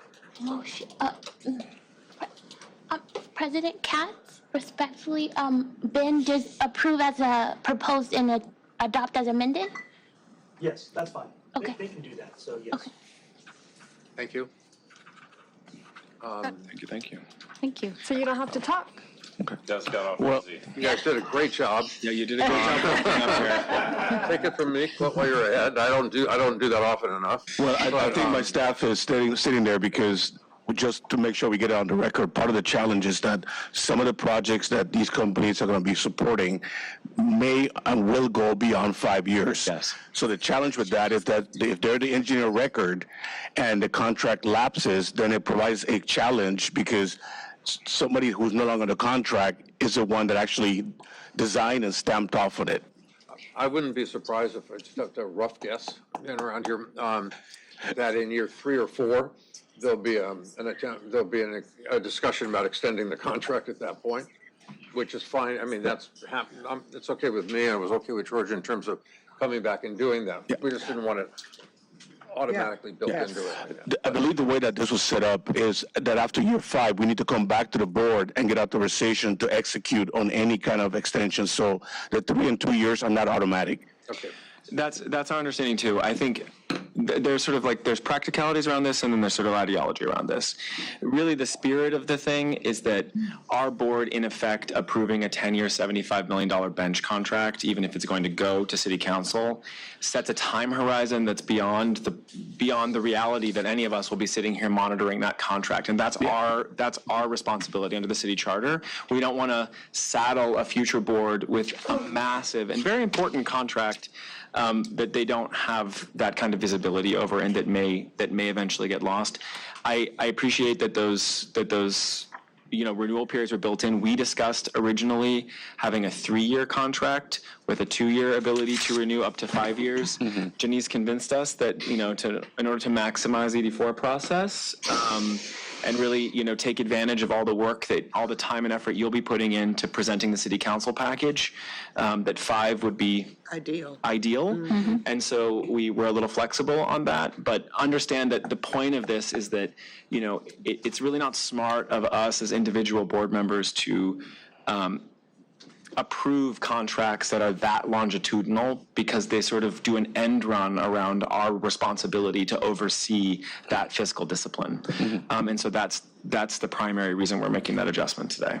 I think that phrase should be canned. We should be able to just push a button next time when this comes up and just spew out exactly as you said it, because it is so perfect. Well, it is recorded, so we can.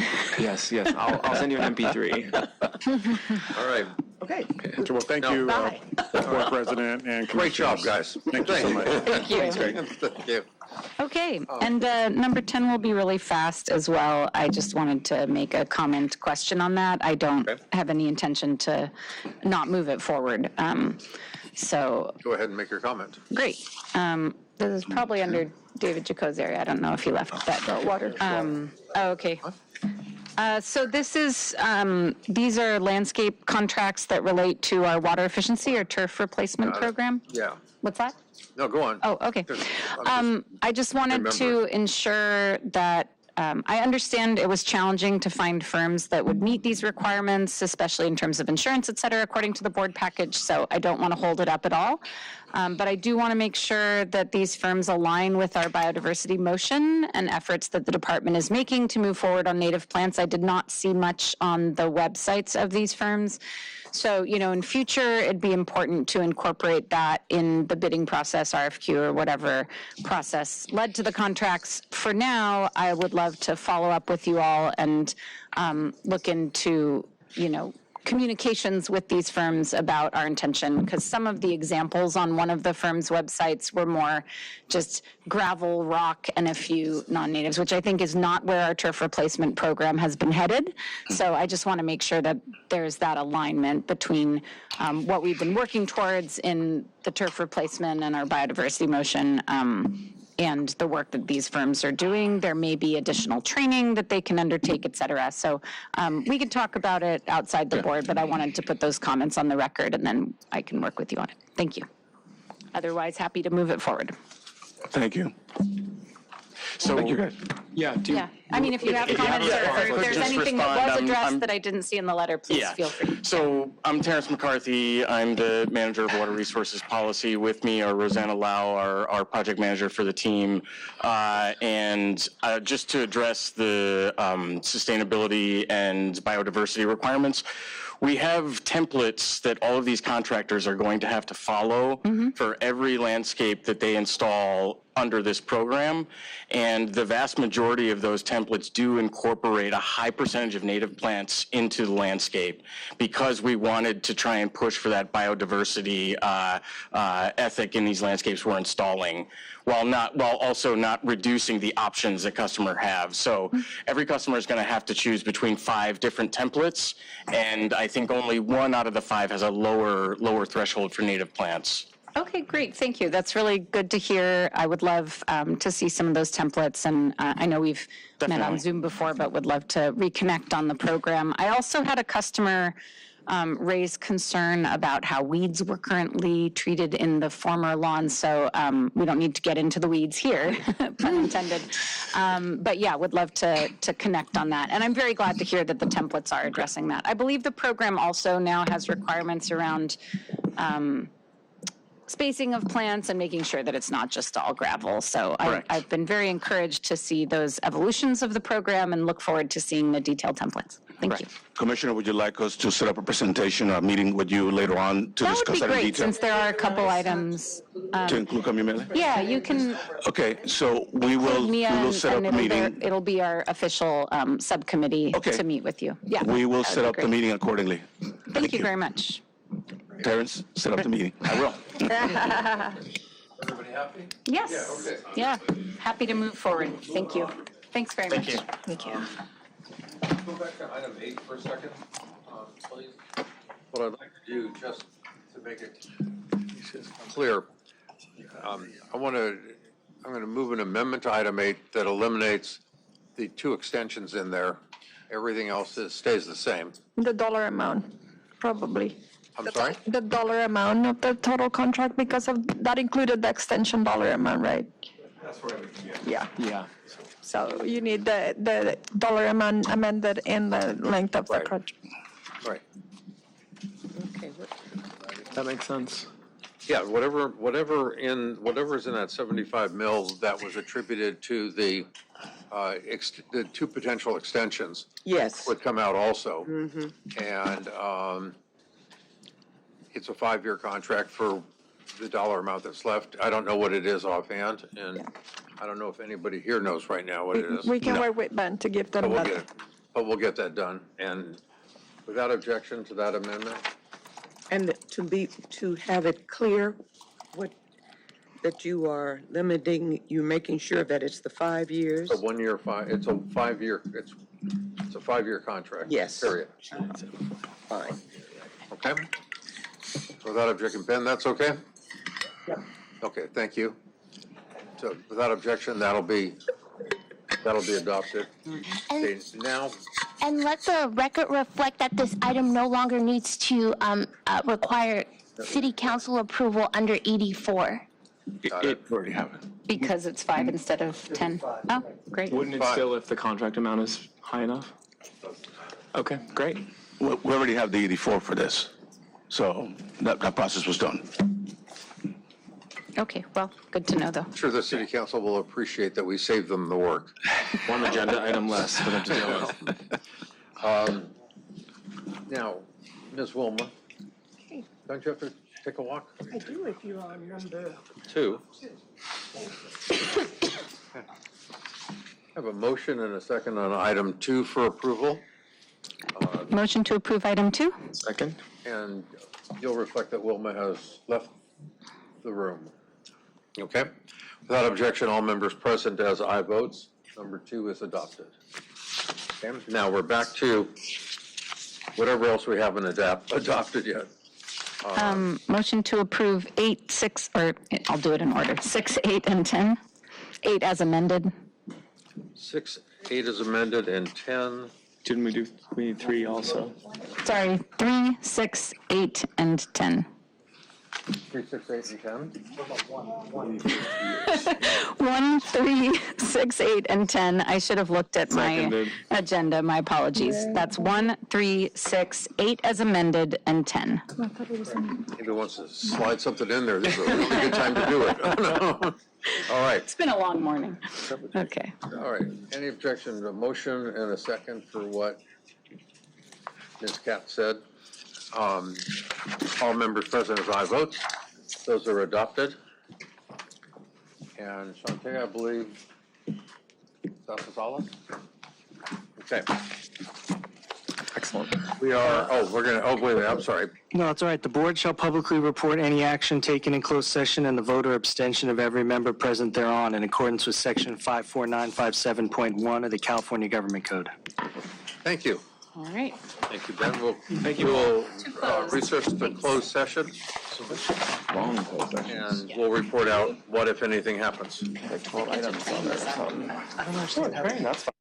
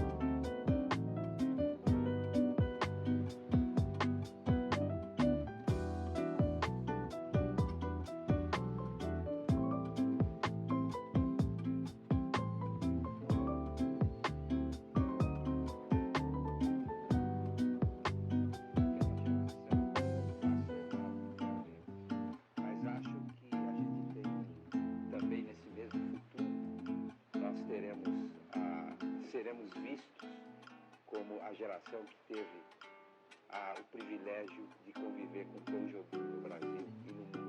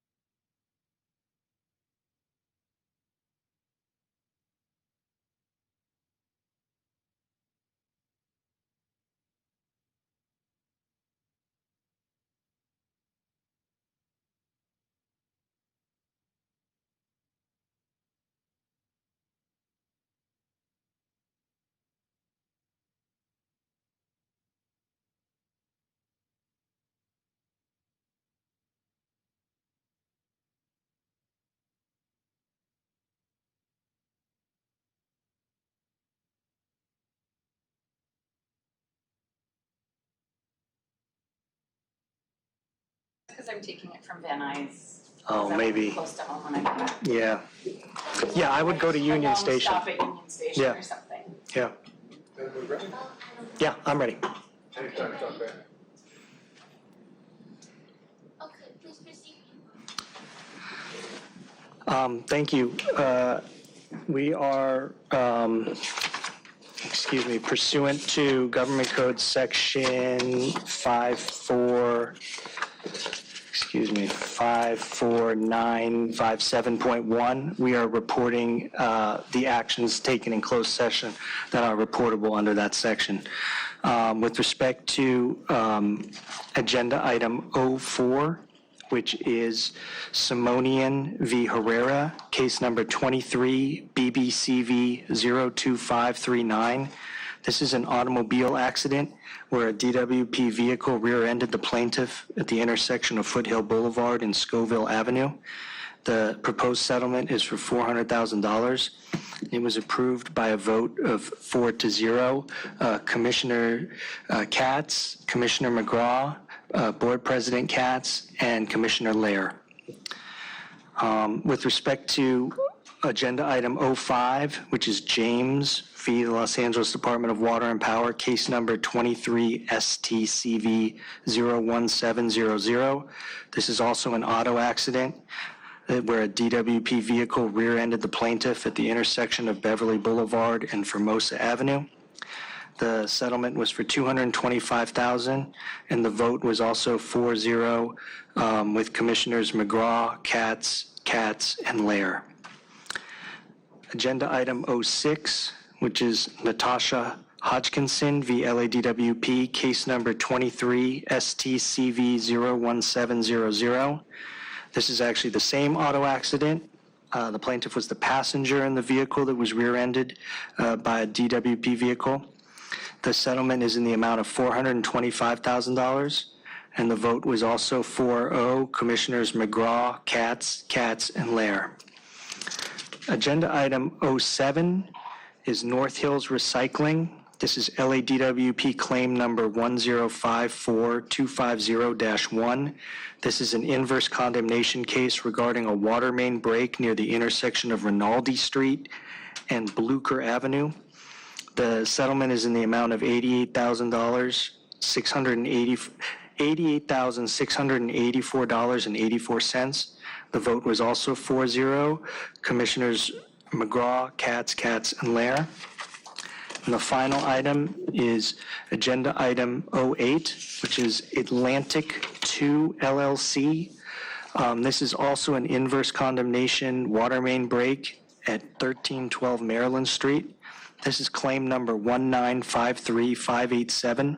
The amount is $283,983.54, and the vote was also 4-0. Commissioners McGraw, KATZ, and LEHRER. And that concludes our public report in accordance with section 54957.1 of the California Government Code. Thank you. Thank you.